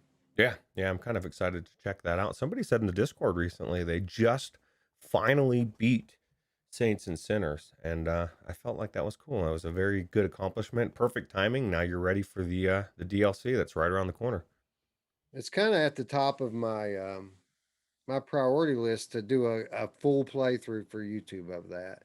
And I feel like that's probably going to be the first thing that I actually stream is Saints and Sinners because it is one of my beat it titles, and I want to beat it this week so that I can play the DLC next week. I don't want to do the DLC and then come back and do the full gameplay, right? I want to do it all in succession. So I'll probably be streaming Saints and Sinners this week if you guys are interested. Be sure that you're subbed to the appropriate channels. I don't know if I'll do it on this one or on the Weasel channel. So make sure you're subbed to both. And again, the easy way to keep up with it is by joining our Discord, and I'll be sure to share anything I'm doing on there. Awesome. But anyway, outside of that, Tetris Effect Connected, this one's coming real soon, Roots. This multiplayer functionality for Tetris Effect. And we were talking at the top of the show about Demeo and how cool it is to have a chill, relaxed environment, something different that you can do at your own pace with your friends in VR. And I kind of feel like that's what Tetris Effect Connected is going to be. Yeah, I think it's gonna be a fun time, and it's gonna be competitive, Wes. So I know that Tetris Effect is crazy already. You imagine all your friends trying to screw you over at the same time. You think Drillo's going to finally break down and get it now that it's not exclusive Hmm. to the Epic Store? Uh-huh. I think that was an excuse. You know, that's weird to me too. Like with all the with all the games and everything going out, like why limit yourself to one store? And I think Anthony nailed it several years ago on one of his podcasts. He was saying it's a weird loyalty. You know, you have this Steam library you've had for a decade, and so you just feel like, you know, you feel like a part of it, right? For someone like me, a couple years ago, Wes, I had never used Steam before VR ever.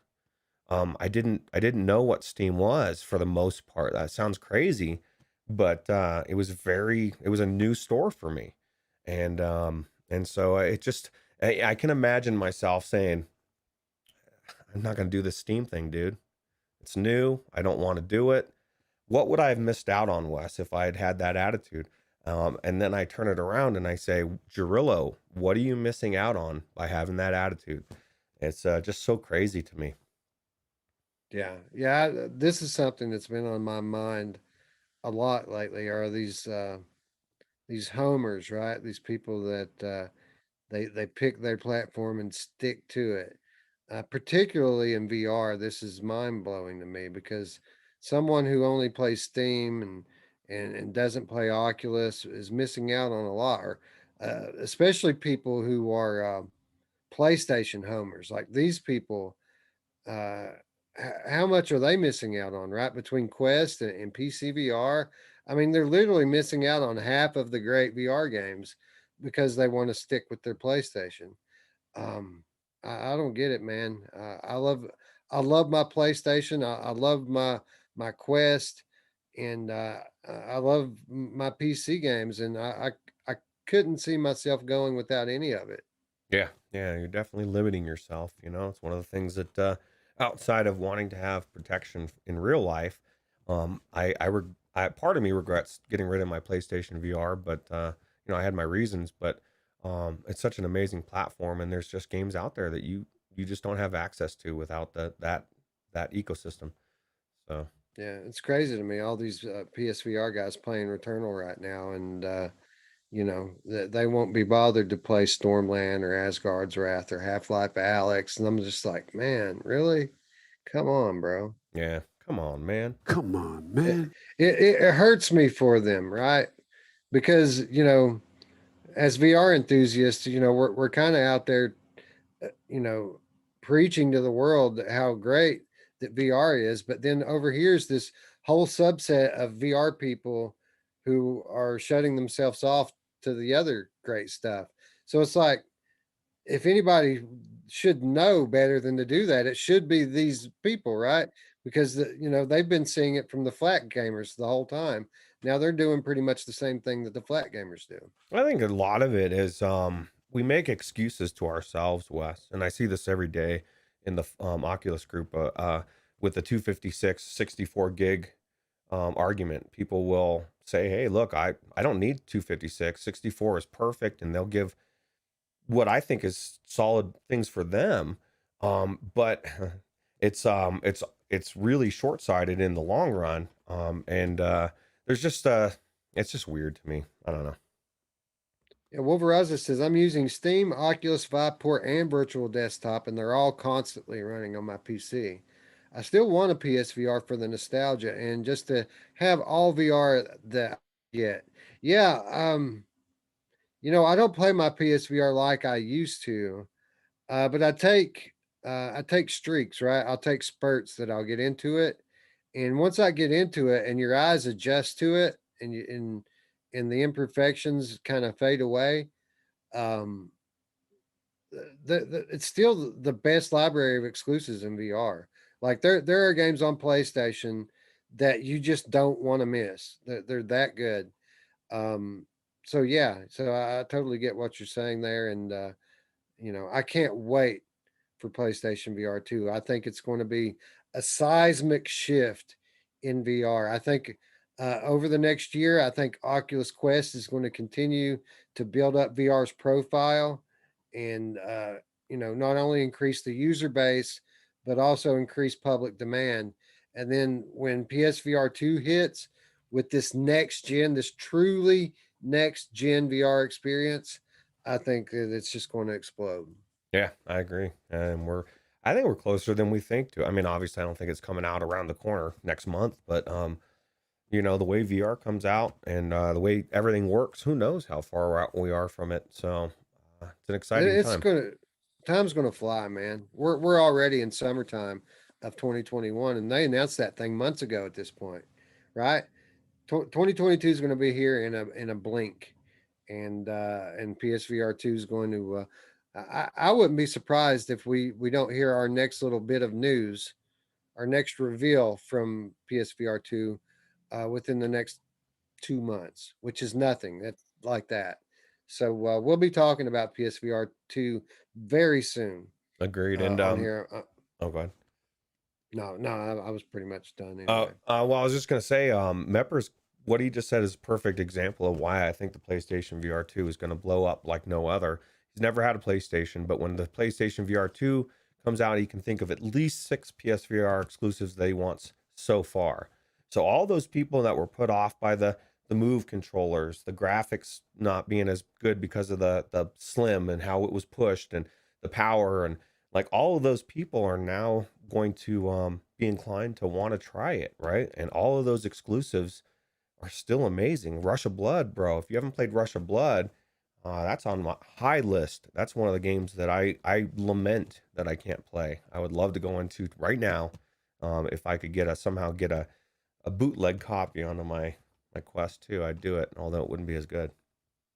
Yeah, there's so many good ones, man. Whether it be the high profile ones like Resident Evil 7 or like Iron Man, to the lesser known ones like I've got it on Separation. There's a lot of great stuff on PlayStation VR, and that's what Sony's known for, right? They're known for having the best exclusives, and that's true in VR. Even though they haven't brought any of their major IPs into VR yet, which I fully expect them to do with this next iteration of VR. Absolutely. Boy Brown wants to know if it'll be backward compatible, which I'm assuming because the PlayStation 5 is backward compatible with the 4, you'd be able to play those No, games or no? no, the PlayStation 5 is backward compatible with PlayStation VR 1. I think that the PSVR 2 is going to be so different from a hardware perspective from what PSVR 1 is. I would not expect PSVR 2 to play PSVR 1 games. Oh. Um, so I mean, it could happen. I don't expect it. I expect a truly next gen headset. I mean, it's not only going to be a completely different headset running on a completely different console, but the controllers are going to be completely different. The tracking system is going to be completely different. I mean, everything's going to be so different. I think that would be a lot of work for them to go through Mhm. to for the developers. By the way, not Sony. This would be up to the developers to do this, and I just don't see any upside in it. But I mean, maybe some of them will. I don't know. Yeah, well, and that could be the thing. Go remastered, right? PlayStation VR Yeah. 2 remastered comes out, No, I for Yeah, I sure. could see that happening. I could see PSVR 2 versions of PSVR 1 games coming out, but I don't think they'll be free. I think it'll be something that you have to buy. You might be able to get a discount for owning the original, but I don't think that. I think if you see Farpoint and Resident Evil and all this stuff, Rush of Blood, Golem, all of these games. I think if you see Blood and Truth, if you see these on PlayStation VR 2 uh, with a remastered, enhanced version, which by the way, please give me an enhanced version of Here They Lie. Um, I think we'll be paying for them, and I think I will pay for them happily. Well, I was just gonna say that's actually better for the developers anyway, because instead of having to do all the work and getting no extra money, they can do all the work and then release it again as a remastered. And maybe it's only $20. It depends on how much work goes into it. But I don't have a problem supporting the developers if they're going to go to that much work, and especially if I'm going to get a superior game. I guarantee Rush of Blood 2 or 1 remastered would be better than the original in so many ways. They're just not going to port it over exactly. I'm just going to be better. So You know what I'd like to see? We've seen a recent influx of these Sony Flat exclusives making their way onto PC. All these years after launching on console, and their time has come and gone on console, but they're having new life launching into Steam and the Epic Game Store. I'd like to see some of our Gen One VR games come over to PC VR. I feel like there would be a market for these games. You know, PlayStation VR community has basically done all the marketing work already. There are games that people in the PC community would like to play, and I feel like porting these games over to PC with a little bit of a graphical update and controller update would give these games a whole new life. Like I guarantee that uh, that I don't know how many people do you think if they put a game like Here They Lie over onto PC VR, a ton of people are going to buy that, right? I mean, we've talked it up enough that it's kind of becoming this cult classic game now, and nobody on PC's ever even like experienced it at all. yeah, absolutely. And as long as there's no reason to not bring it over, as far as ownership rights or whatever, why would you not want to? You're opening your game up to a whole different audience that doesn't exist in your PlayStation VR ecosystem, right? And like you I'd said, love it. people have been chomping at the bits to play these games and been like, man, I wish I had a PlayStation VR one. And this would be a case too, especially if the PlayStation VR 2 isn't going to support these said games. That's another reason why not port them over, right? I mean, you're moving on to your next system, and so it just makes sense. So Yeah, yeah, I would like to see it. It'd be great for the PC VR community to finally see what a great VR horror game is. And then in addition to, allowing these studios to make a little bit more money from these games that are pretty much dead now, it shows the PC community the value in buying a PlayStation VR 2. The fact that you're not going to want to wait 5 years to play these exclusives, right? You want to play them when they're fresh, you have to play them on the console. yep, So I think it's a win-win, and hopefully we'll see something like this in the short-term future. yeah, for sure. Anyway, one more news item before we get into this week's reminders. I wanted to talk a little bit about Superhot. The developers behind Superhot VR have added experimental support for 120 hertz mode on Oculus Quest 2. The announcement was made this past week via Twitter. Facebook recently added experimental 120 hertz support for Oculus Quest 2, and thus far, less than 10 games have implemented an update to take advantage of this newly unlocked functionality. The developers warned that it is experimental support, so deactivate the mode in the settings if you encounter any problems. Superhot remains one of the top selling VR games on any given platform, and support such as this is sure to keep it among the top selling games on Quest in the weeks and months to come. There still has been absolutely no mention of a sequel to this classic VR game, nor has there ever been any rumor of so much as even a DLC pack. So stop buying Superhot. It is one of the best VR games of all time and is worth every penny of its $30 price tag. Don't buy it. Yeah, we can't recommend you buy it because it holds us back. I already own it. Get the new one. 120 hertz, man. I want to experience some of these. Maybe somebody can tell me. How can I tell in my Quest 2? I don't. Is there a monitor that I can turn on? I didn't see there was a monitor, but I kind of need to be able to verify with my eyes with the numbers and not just go in there and say, oh, I think it's 120. I want to see that it's 120 and then experience it. You're so opposite from me, man. It's like if you need the numbers to notice it, then what's the point? That's my view of it. Like if you can't tell a difference, then you can't tell a difference. Now, that goes both ways, right? When we're talking about moving up to 120 hertz, and it's the same when it comes to drop frames and low frame rates. Like if I can't notice that I've dropped some frames, then it shouldn't matter. That's the reason why I don't like looking at the numbers. I just want to verify that it's doing what it's supposed to be doing. I've had too many things that either it wasn't turned on, or if there's some reason and you think, oh, this is 120 hertz, and it's not. It never was 120 hertz.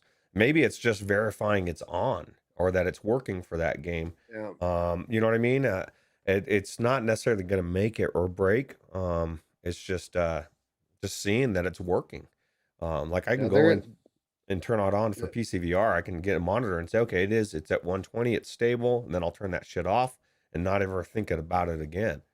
So so typically what you want to do in these games, I don't think there's any way to verify whether or not it's working or not, if you can't tell it.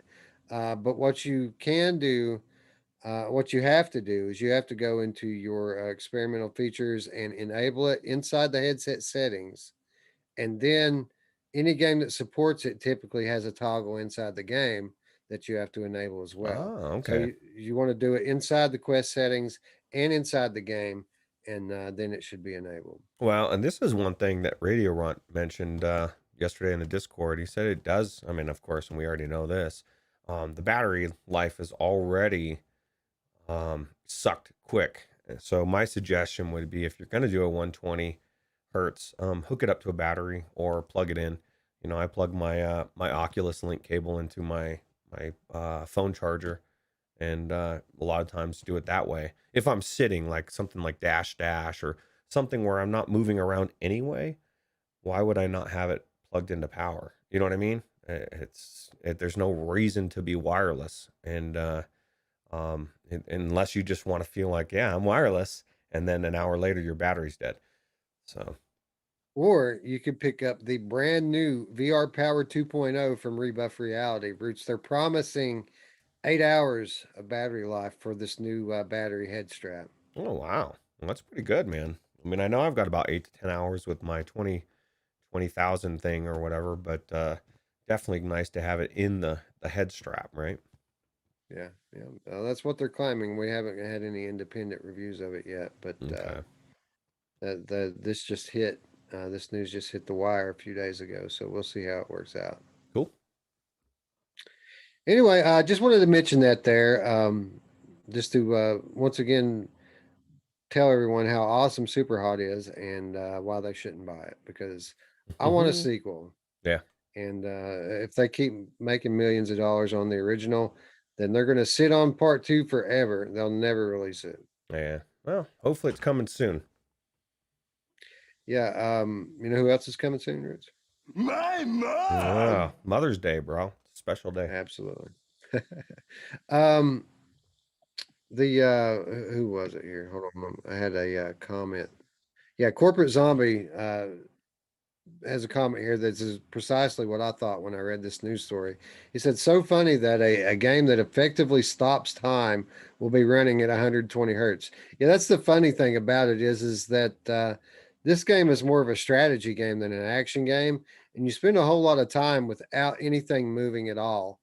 So, like, I mean, I guess it could, in theory, be useful during high action sequences because, you know, when the action does finally get heavy and bullets are flying and it is kind of tough. So in those scenarios, the extra frames might help. But at least half of the game is spent with nothing moving at all. Yeah. Well, that is very odd, right? That's like, but I guess so. When you are moving, it is nice to have it fluid. But it'll be nice when we get to a point where we'll have frames and it won't matter. You know what I mean? 250 frames or whatever, insane, just like your eyes. And we won't be worried about any sickness. I think all sickness will pretty much disappear inside the headset. Yeah, we're kind of starting to get to that point now with resolution. I was thinking about this the other day that I was thinking about these HTC Vive headsets that are getting ready to drop. It leaked last week that what we're probably looking at here is Vive Focus 3 and Vive Pro 2. Two headsets, a standalone, uh, a wired PC headset, both aiming at the the business market, right? Not for consumer VR, which is just code for we want to charge a buttload of money for these. Um, so I was thinking, well, maybe because the rumored price for the Vive Pro 2 is $1,000, just like the Valve Index. Now, whether or not that includes base station and controllers, we'll see. But I was thinking to myself, if this included base station and controllers, maybe I would be interested in it. But then I thought again, what kind of features would they have to offer for me to be interested in it? It would have to be more than resolution. I think we have enough resolution now, Roots. I think that the displays, even in like the Quest 2, the displays are clear enough now. Now we're starting to talk about we need other features. We need more field of view. We need higher refresh rates. OLED would be nice.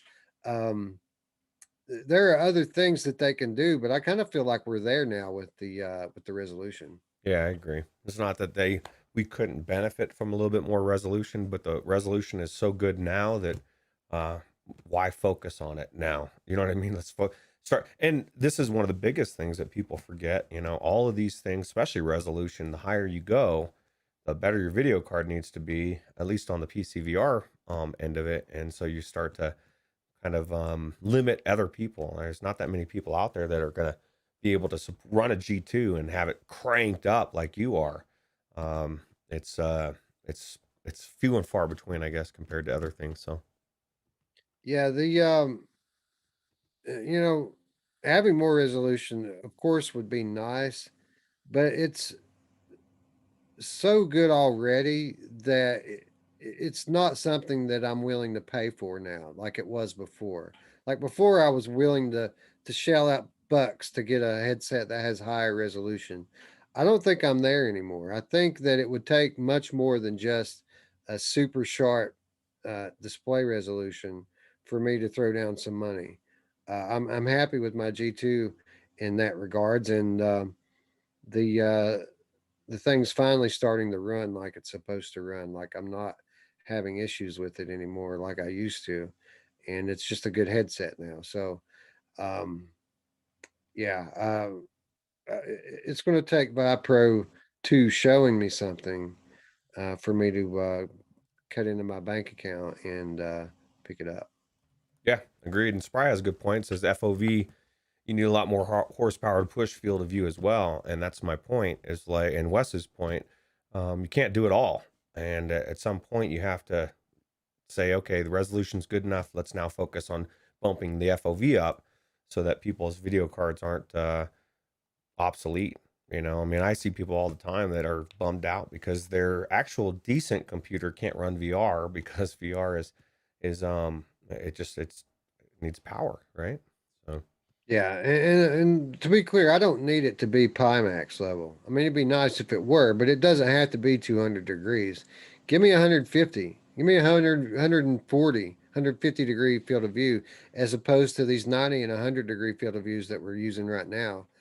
Um, and I mean, that would be a pretty significant upgrade. That's something I would consider paying for. yeah, absolutely.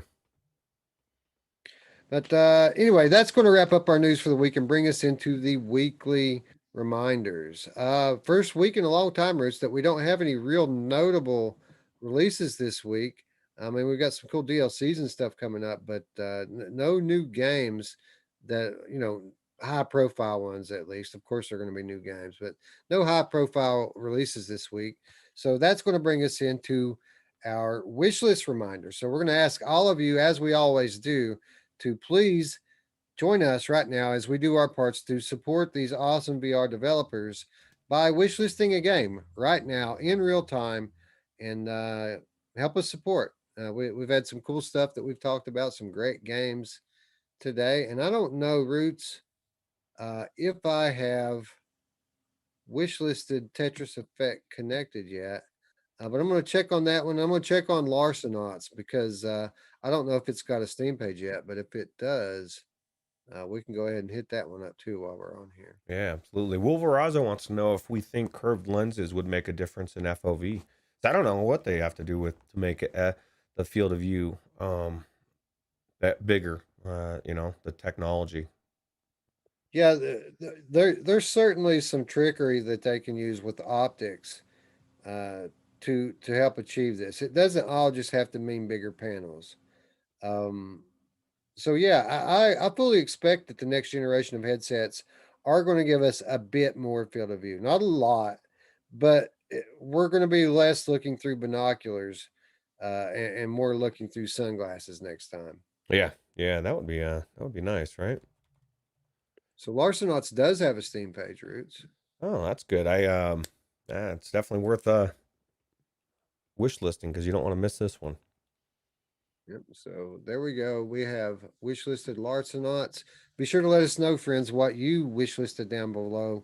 Not only to show your support for the developer, but to help us fight the algorithm. Leave us a comment. Let us know what you wish listed to fight the evil YouTube algorithm who's constantly trying to hold the strangers down. Yep. All right, Roots, that's going to bring us into everyone's favorite set of reminders, free stuff and killer deals. We're going to kick it off as we always do with your PlayStation Plus reminder. We just have kicked off the month of May, so a brand new set of games here, Roots. We've got two for PlayStation 4, Stranded Deep and Battlefield 5. So they're actually giving away Battlefield 5 this month on PlayStation 4.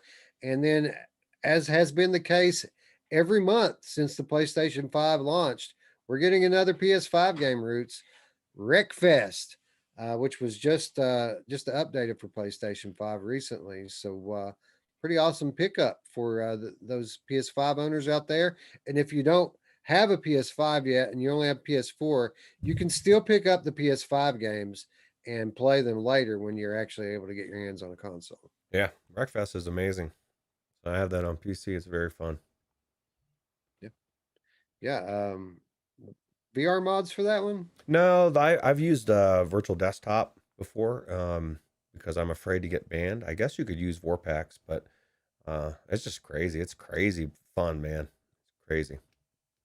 Wolveraza says VR skater. I think he's talking about the wish list. So, yeah, that's a good one, man. People digging some VR skater for sure. Yeah, for sure. A quick reminder that the Sony Play at Home initiative is still going on for another week or two. Be sure to get on there and grab your free copy of Horizon Zero Dawn Complete Edition. Absolutely free. You don't even have to be a member of PlayStation Plus. You just have to have a Sony account and you can claim Horizon Zero Dawn absolutely free of charge. What if you don't have a PlayStation currently? Can you still claim it? Pretty sure you can, because you do have an existing account, right?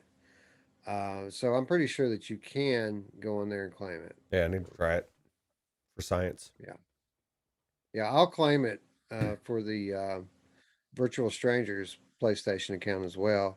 So I mean, If not, then I even still if you don't get, yeah, you can still play it on our shared account. cool. And by the way, I claimed all of those other 10 games from last month too, like Moss and Astrobot and all that stuff. Uh, Res Infinite, Paper Beast, and Thumper. I picked up all five of those plus the five flat games as well, or four flat games. So all that stuff's on there. Nice. Anyway, as far as the PlayStation VR catalog goes, the sale that is currently going on is the same sale that we detailed last week, still going on for another week. As you all know, or regulars to the program know, I don't repeat sales 2 weeks in a row. Um, there's some amazing titles on sale for not much money on PlayStation VR. If you have a PSVR, you should go check it out. I mean, there's stuff like again, Here They Lie's on sale for like $7 right now. Wow. You need to go pick up Here They Lie if you haven't played it. It's amazing. And there's a bunch. There's a bunch of stuff that's on sale. You need to go give it a look. Yeah, definitely worth $7. I mean, it's worth. That's cheap, man. Yeah, it's nothing, right? Yeah. Anyway, moving on to the Epic Games Store weekly free games. Still giving out weekly free games, Roots. all this time into it, you'd think they'd stop at some point, but the train keeps rolling, right? Yeah, no, Um, very consistent. Free on Epic Game Store this week, a game called Pine, which looked half decent. Looked like something that we might be able to Helix Vision. Oh wow, have to check it out. Yep. And we move on to the Oculus Quest store. So first of all, right off the top, I want to mention this because it's a very limited time thing. But if you're like Roots and I, you enjoy immersive video content, stuff that you can do in VR that's not a game or something that you can play, but something that you can view in full 3D VR. There's lots of this stuff on the Oculus TV uh, application. And to celebrate National Space Day, Oculus is continually streaming the first episode of Felix and Paul Studios' Space Explorers, the ISS Experience, exclusively via Oculus TV and through Oculus venues. In the first episode, viewers get to see the arrival of a new crew of astronauts aboard the International Space Station as they discover the joy, wonder, and dangers of living in space. This episode will be streamed on a 24-hour loop for Oculus Quest and Rift owners between Friday, the 7th of May, and Monday, the 10th of May at midnight Pacific time. So, this is a series, guys, of paid episodes. They're all 20, 30, 40 minutes long.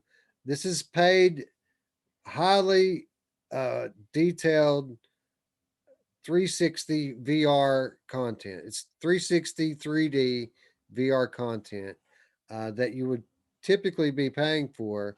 But this first episode, they're letting people check out in its entirety right now for free, but only till tomorrow. So if you guys have an Oculus Quest, or they said that you can see it on Rift. I don't know if Rift has picked up Oculus TV or Oculus venues, um, but apparently there's some way to watch it on Rift as well. If you guys have an Oculus headset, I highly suggest you get in there and check this thing out. I know I will be, uh, because free's free, bro, and it's only free till tomorrow. So uh, we should go check it out. Yeah, Felix and Paul does some of the best videos in VR. Now, let me ask you this, Wes. What if you are a flat earther, bro? Like, what are you gonna? I mean, and I'll be clear right now. I don't believe the Earth is flat. But this would be a very weird thing to watch, right? Science fiction. Yeah, science fiction, bro.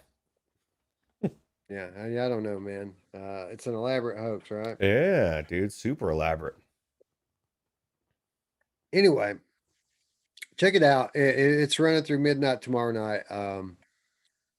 Or wait a minute, it says Monday, May 10th at 11:59 p.m. So yeah, it'll be running through tomorrow night at midnight. So be sure to carve out a half hour and go check out space, bro. It's one of the things that's cool about VR. You can go from your shitty room that you're sitting in to space, to outer space like this.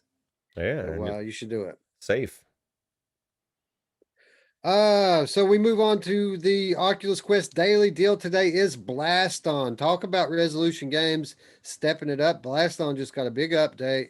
People are saying it's awesome. You can find out for yourself right now on the Oculus Quest store, $8. Oh wow, what a steal, right? 8 bones for a pretty solid dueling game. It's a 1v1 dueling game. It's almost a bullet hell game. Yeah, see, I still have yet to try this, but I've had enough people rave about it that I really need to. Isn't this one of the Viveport Infinities? Or actually, I've said that before, and maybe it's not. I don't know. I'm not sure if Blast On's on there yet or not. You'd think it would be at some point, because they've got other games. Resolution has other games on there. So Yeah, absolutely. bundles, good bundles this week, Roots. They've got some tight bundles this week. Red Matter and Jupiter Grod, Roots, together in a bundle. What kind of a bundle is that, man? $31 for Red Matter and Jupiter Grod. So let me ask you this: did you pick up your Red Matter? Yes. No, I'm going to. No, I'm going to. You remember like a month ago when I tried to buy that Arizona Sunshine bundle, right? Because it had I had all the games except for Arizona Sunshine, and it wouldn't let me purchase it. I went back and forth with Oculus support um, for like a week over that, and this guy was just, I don't know. I think there was a language barrier, and the guy just wasn't too smart on top of it. And after a while, it just got frustrating, man, because he wasn't hearing what I was trying to tell him. And this was weeks ago. And then the last thing I said to him was, "You didn't help me at all. I still don't. I'm still not sure if you even understand what my problem ever was." And I left it at that. And today, right before the show starts, I get an email from him. This is weeks later now. I get an email from him explaining to me that he understands exactly what my problem is. He explained to me what my problem was in detail and telling me that they're going to make it up to me by giving me some kind of a store credit. So all I have to do is give them my country of origin and my currency, and they're going to issue me some kind of a store credit. And I'll probably, if they can make that happen today, I'll probably use that to pick up red matter. Nice. So you're not going to use it to pick up Arizona Sunshine? I mean, if it's a significant, like big discount, then maybe. But after I couldn't buy it, I talked to the wife, and we're so close to after the fall now. True. I think I'm just going to wait for after the fall. I mean, that should be out within 6 weeks to 2 months. We should be getting that one. So I think I might just wait on that one. Yeah, that's probably a solid choice because you wait a month or two after that. Arizona Sunshine has to come down in price anyway, um, or you would Well, think it's anyway. like this. It's not like I don't already own multiple copies of Arizona Sunshine, right? I own superior copies right now already. I just kind of wanted to have it on Quest because it would be an easy thing to pick up the headset and just play multiplayer with it. But with that said, I've already got Death Horizon Reloaded that I know supports app sharing. I'm not even sure that Arizona Sunshine is going to support app sharing. So I might just be picking up a copy of it for not, you know what I mean? Um, so yeah, I mean we can just play Death Horizon Reloaded. They just updated that game with melee, melee weapons and stuff. So it's time to get back into it anyway. Yeah, I agree. Uh, Mepper says, but Red Matter goes on sale for $14, so 19 is a bit high if you can wait. Correction: Red Matter goes on sale for $14 on PC, which it is on sale for $14 on PC right now. But it doesn't go on sale for $14 on Oculus Quest. Unless I've just, this is something I've been watching for. I've never seen it. Maybe I'm wrong, but I've never seen it. So I'm happy to get the $6 discount. And then if they're going to give me a store credit on top of it, and I'm going to just end up paying a few bucks for Red Matter, then yeah, I'll probably get it. Yeah, I agree. I was thinking the same thing. I think it's more that was a PC. I haven't seen it that cheap on Quest. So Now, if they end up giving me like a big, like $20 or 25 or something like that, I'll end up. I'll probably either pick up Warhammer Battle Sister or the climb too. the Climb 2. Yeah, those are a couple that we didn't get review keys for that I wouldn't mind checking out. Yeah. Anyway, Red Matter and Jupiter Grod, $31. Highly recommend it. Great games. Yep. Absolutely. The other bundle, Synth Riders and Audio Trip. Now, this is interesting to me, Roots, because Synth Riders is a quality title, fun to play. Who's buying a rhythm game that wants two rhythm games? Well, That's what I'm curious about. especially two that are very similar.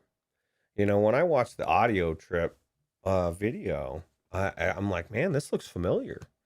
Looks like Synth Riders, but it looks like a year or two aged. Not as cool as Synth Riders, right? But so Right. similar that I don't know that you would have a unique. I mean, I just don't see why you. I mean, nothing against Audio Trip because I haven't played too much time of it. I played a little bit. I just don't see how you go into that when you have Synth Riders. See, But that's me. You really must. You would really have to love rhythm games to buy this bundle. Now, with that said, it's a substantial discount at $33 for these two games. If this is your thing, I can vouch for Synth Riders. It's a cool experience, fun to play, and people rave about the multiplayer. So definitely worth picking up for your quest. Yeah, absolutely. Moving on to the Oculus Link store. We actually do have a couple of titles on the Link store that aren't always on there. The sale page that is.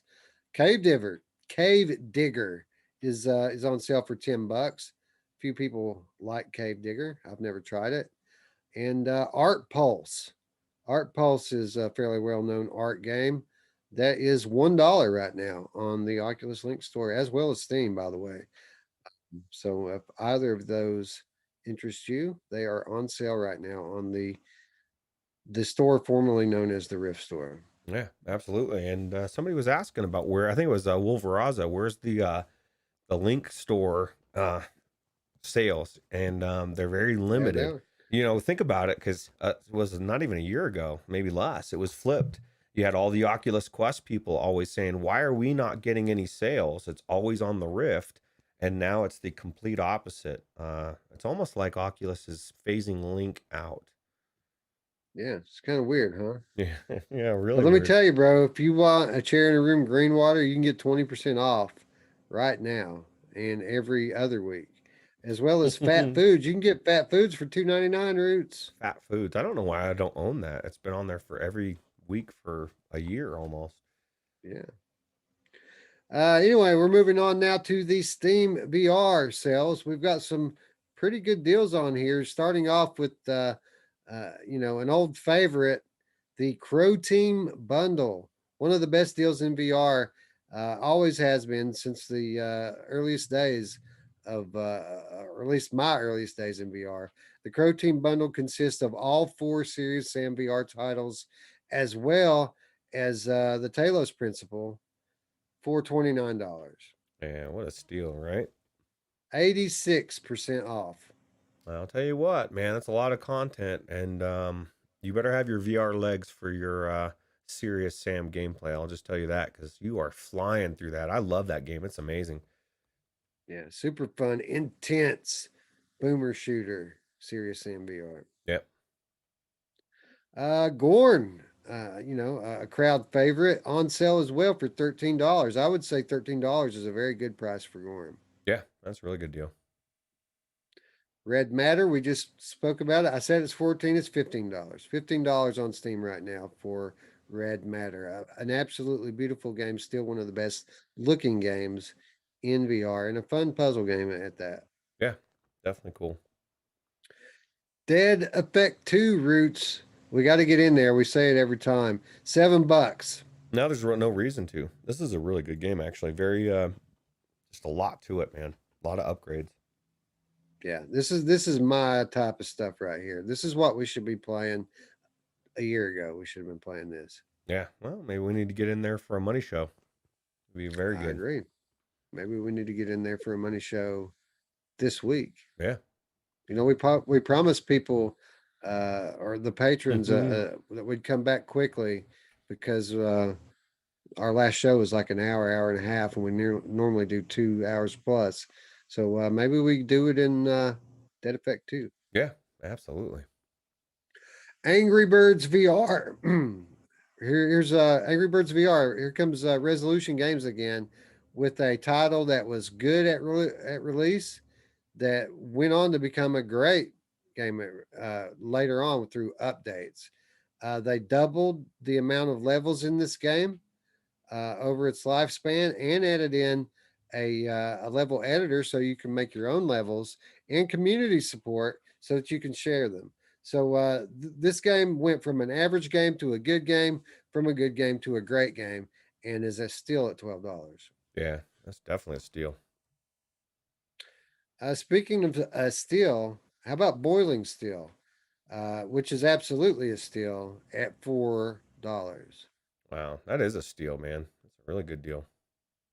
Yeah, and speaking of upcoming games that we're looking forward to, ones that don't get mentioned quite so often, there's a couple games coming from Miro in VR that I think are going to be pretty awesome. So, um, yeah, we'll talk more about that, I guess, during our upcoming episode.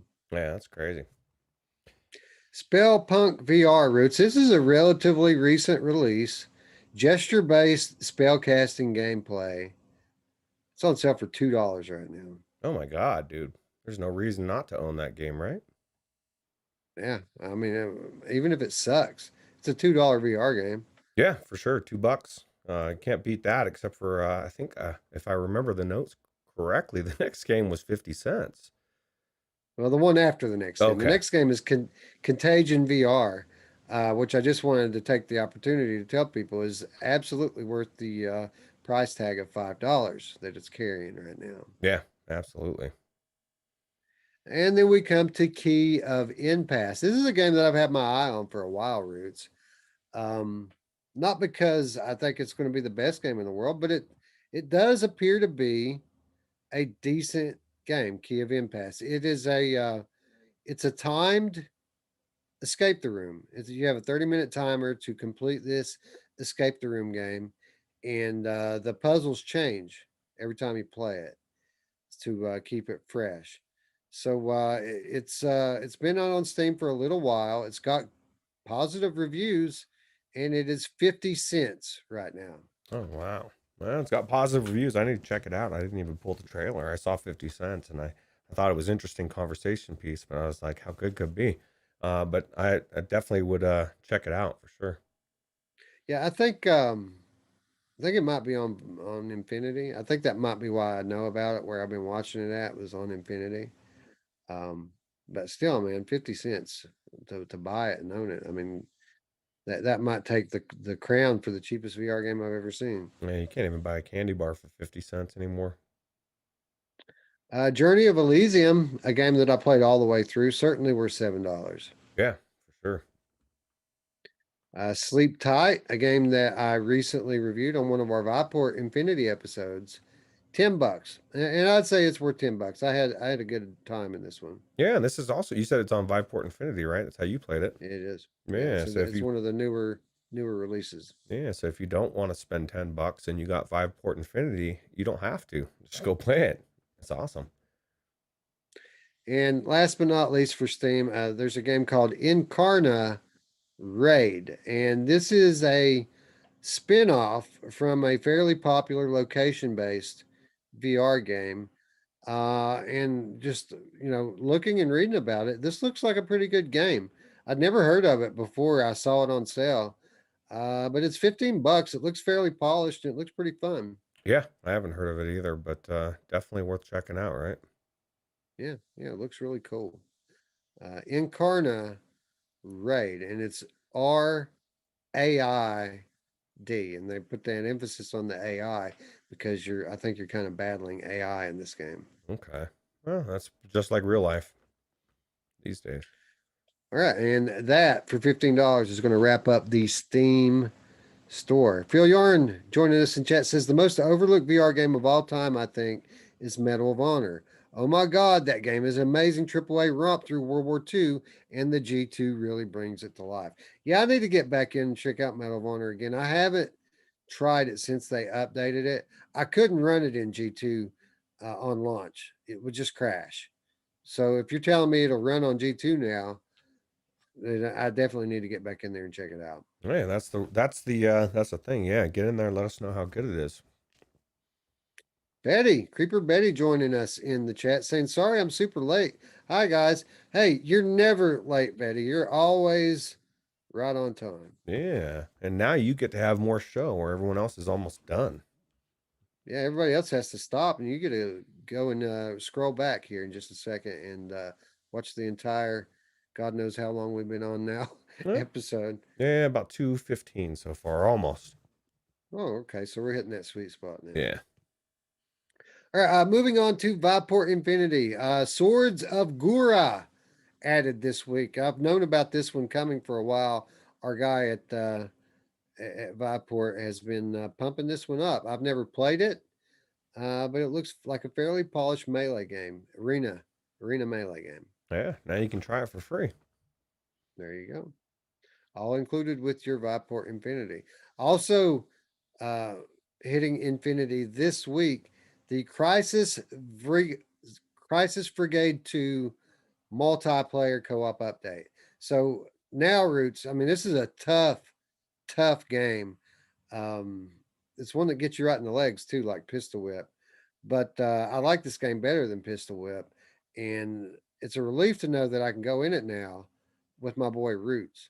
And I would say that this would be a good game to Money Show, but this would be a terrible game to Money Show. We wouldn't be able to talk about crap while we're playing this.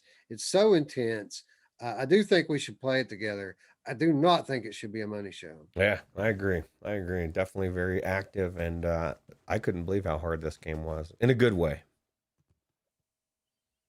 Yeah, it's very challenging, much more polished than the original Crisis Brigade, but it has all that gameplay that you love from the first one, only in a much more immersive package. Yep.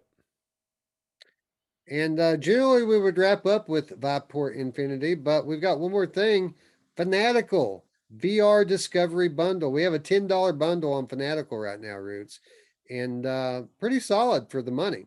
Yeah, especially since some of these games I didn't even really hear about, right? I mean, I've heard of one of them, but some of these things are very intriguing, like this what Stunt Kite Masters, right? Yeah, Stunt Kite Masters VR. I've heard of this game only because it was supposedly coming soon to PSVR back when I was paying a whole lot of attention to PSVR. So I don't know if it ever came or if it's still coming soon to PSVR, but it's been out on Steam for a little while and it's part of this bundle. Yeah, I mean it seems simple, but I mean if you're into flying kites, I would imagine this would be really cool. Yeah, man, turn the fan on and tie some string. Oh, this would be really good for those people who tether their cables to the ceiling, right? Yeah. Yeah, for sure, dude. They could just take it and take their little bungee cords and attach to their move controllers, and now all of a sudden they're flying a kite. Um, so Stunt Kite Masters, the first of 6 titles that you're getting with for your $10. Dread Eye VR is a fairly solid horror title. It's short, but it's good. It's fun. It's entertaining. Spooky horror game. Not scary, spooky horror game. Although there are some parts where when the lights go out that it gets a little bit intense. So definitely enjoyable. Definitely worth your time. And I played all the way through it on my channel and I enjoyed it. Yeah. Yeah, it's gonna be less than $2, man. Yep. For the package deal. This is a cooking game, Roots. This is a cooking game? You're cooking spells Oh, in a wow. cauldron. Oh God. Yeah. Well, So there's your ingredients, and uh, you have to like ring a bell to conjure spirits and hmm. follow the demon cookbook. It's kind of crazy. It gets nuts some certain points. Yeah, it sounds right up not my alley. That's creepy, bro. I don't want to be doing anything like that in game or out. But if you haven't got enough spirit cooking going on in your life, this sounds like it'd be a game to play for sure. It's funny. That's exactly how I labeled my video for it: spirit cooking in VR. That's crazy. Paradise Decay says he loves Dread Eye. Yeah, it's solid, man. It's short. The only problem with it is it's short. But trust me, if you play this game through to its end, it's going to take some turns that you are not expecting. Yeah, crazy. So that's title number 2. Title number 3 is Conscious Existence, Hmm. which is one of these trippy meditation type experiences, if I'm not mistaken. Yeah, I guess I must have missed that one. I didn't even see that title. I skipped right over it. Yeah. But the next one is where you get your money's worth. Republic VR.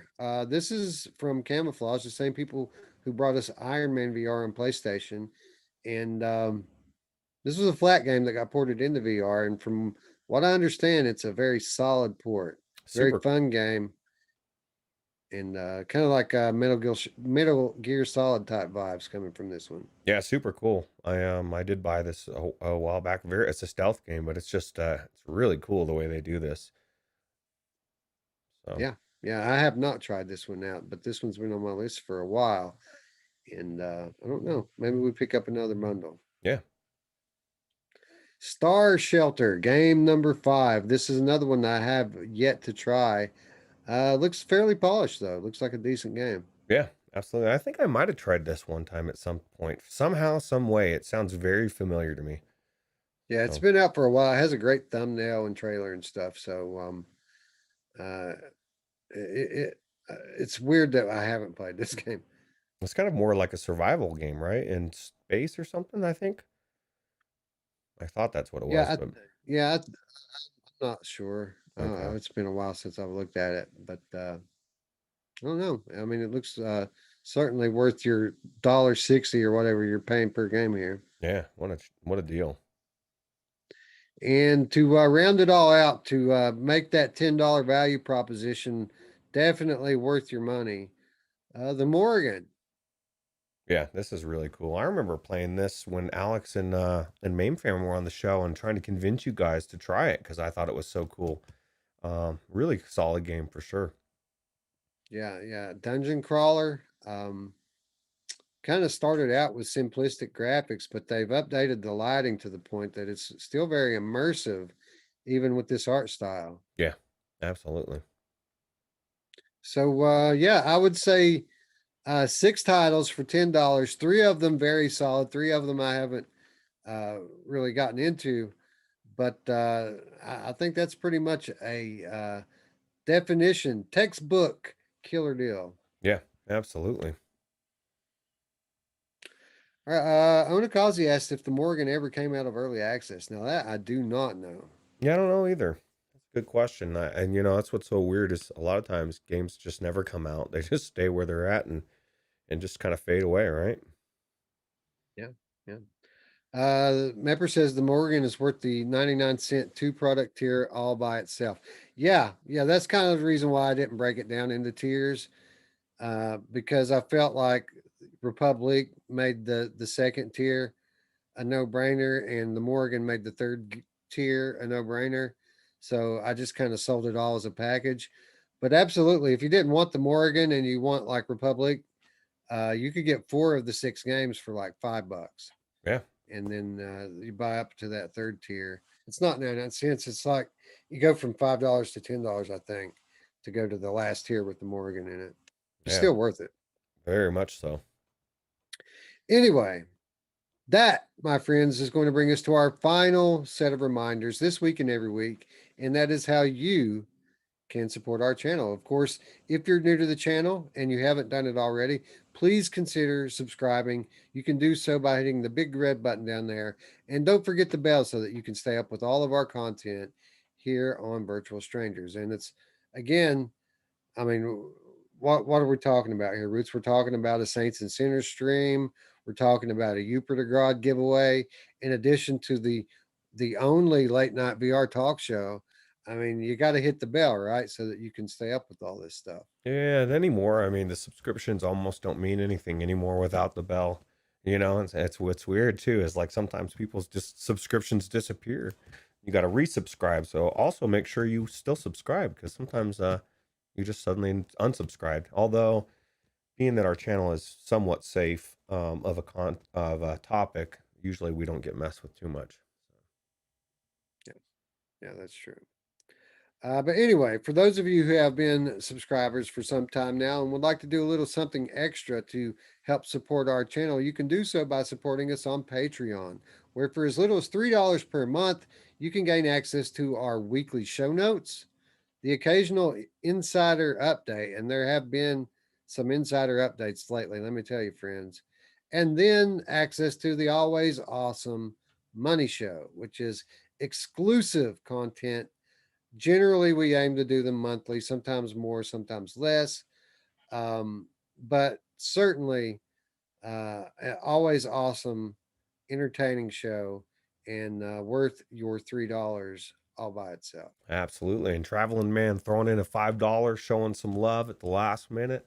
And he wants to be the caboose. You know who else likes to be the caboose, Wes? My mom! Indeed, she does. So yeah, thanks, Traveling Man. Traveling Man knows Roots. He's a Patreon. He knows where the money's going, and apparently approves because he keeps on giving, right? Yeah, and keep an eye out for that video that we were just talking about of Demeo that we isn't good enough for the main channel, but we'll probably make it onto the Patreon stuff. No, it's good. So we had 3 people capture our Demeo gameplay. And by the way, before I forget about it, again, thank you to Wolveraza for joining the Patreon. You'll have access to all of our show notes right now. There are download links for every show that we've done since we started Patreon on there. In addition to that, you'll find 9 different episodes of The Money Show linked. There's some good back catalog watch for you there. Um, and you'll kind of see what the concept of the money show is as you look. It's a pretty cool concept for a show. Um, and the insider updates uh, over the last week or so, we've kind of been sharing what we've been spending your money on, and yeah, you should be able to check that out in some of our more recent posts. So be sure to get on there and take full advantage of all the benefits that come from your monthly pledge. Absolutely. And if you haven't already, come home, right, Wes? Why are you not here yet, man? We left the light on for you. We've been waiting for you, and the conversation never stops on the Discord. So. That's right. We all live on Discord. We live, eat, sleep. We're all there 24/7, talking VR, talking life, talking about stuff we probably shouldn't even be talking about in public. But it's there, man. We don't censor people unless they're just outright disrespectful and rude. And I don't think that's ever happened. Not to the point that we've had to censor somebody. No, actually, there's been a few people that have gotten weird, but they've left the Discord. So it's now it's just a very well meaning group of people just wanting to hang out and talk about VR. Yeah, instead of censoring people, generally, if somebody's being a jerk or an asshole, people just take them to task and they leave. Yeah, absolutely. Right. Anyway, what was I saying, Roots? Before I got back to thanking Wolvie for his pledge, we were going down some tangent here, and I wanted to stop myself so I didn't forget to thank him. I just basically all the reminders, I guess, right? We were talking about. Let's see. We were talking about Money Show. Yeah, I don't know. Oh, we were talking about Demeo, Oh, and I was going to tell people that we recorded our match with again it was Roots and I, Skiva and Mateo 311. We were going to shoot a first impressions gameplay, and we three of us captured footage of this thing, right? mm. And as often happens with my Quest, an hour into the thing it stopped recording, and whenever it does that, it just loses the footage. Like it's the files on the headset, but it's not playable. I can't do anything with it. So that automatically scratched that. And then we had your footage, which you captured on the PC with OBS. But in addition to it being zoomed out, the thing, for whatever reason, every 30 seconds, it hiccups, it hitches. Mm. So the audio video will just stop.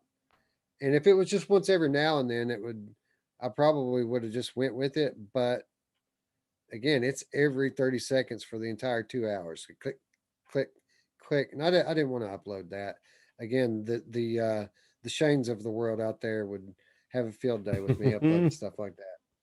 And then we have Skiva's footage. Skiva actually captured footage and sent to me to incorporate and edit into it, which is good footage.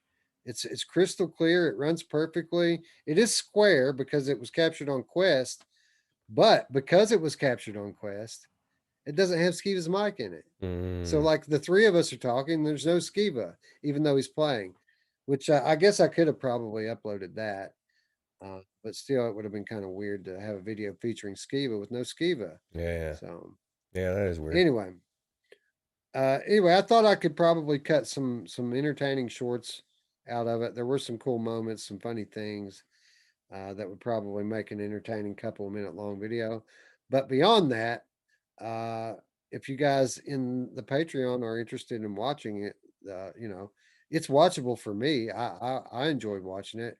So I'll probably just upload it to the Patreons and you guys can have at it. Yeah, absolutely. Anyway, with that said, friends, I'd like to thank you all once again for watching. And for Roots, I'm Wes. We might see you tomorrow. I don't know, man. We'll see you soon.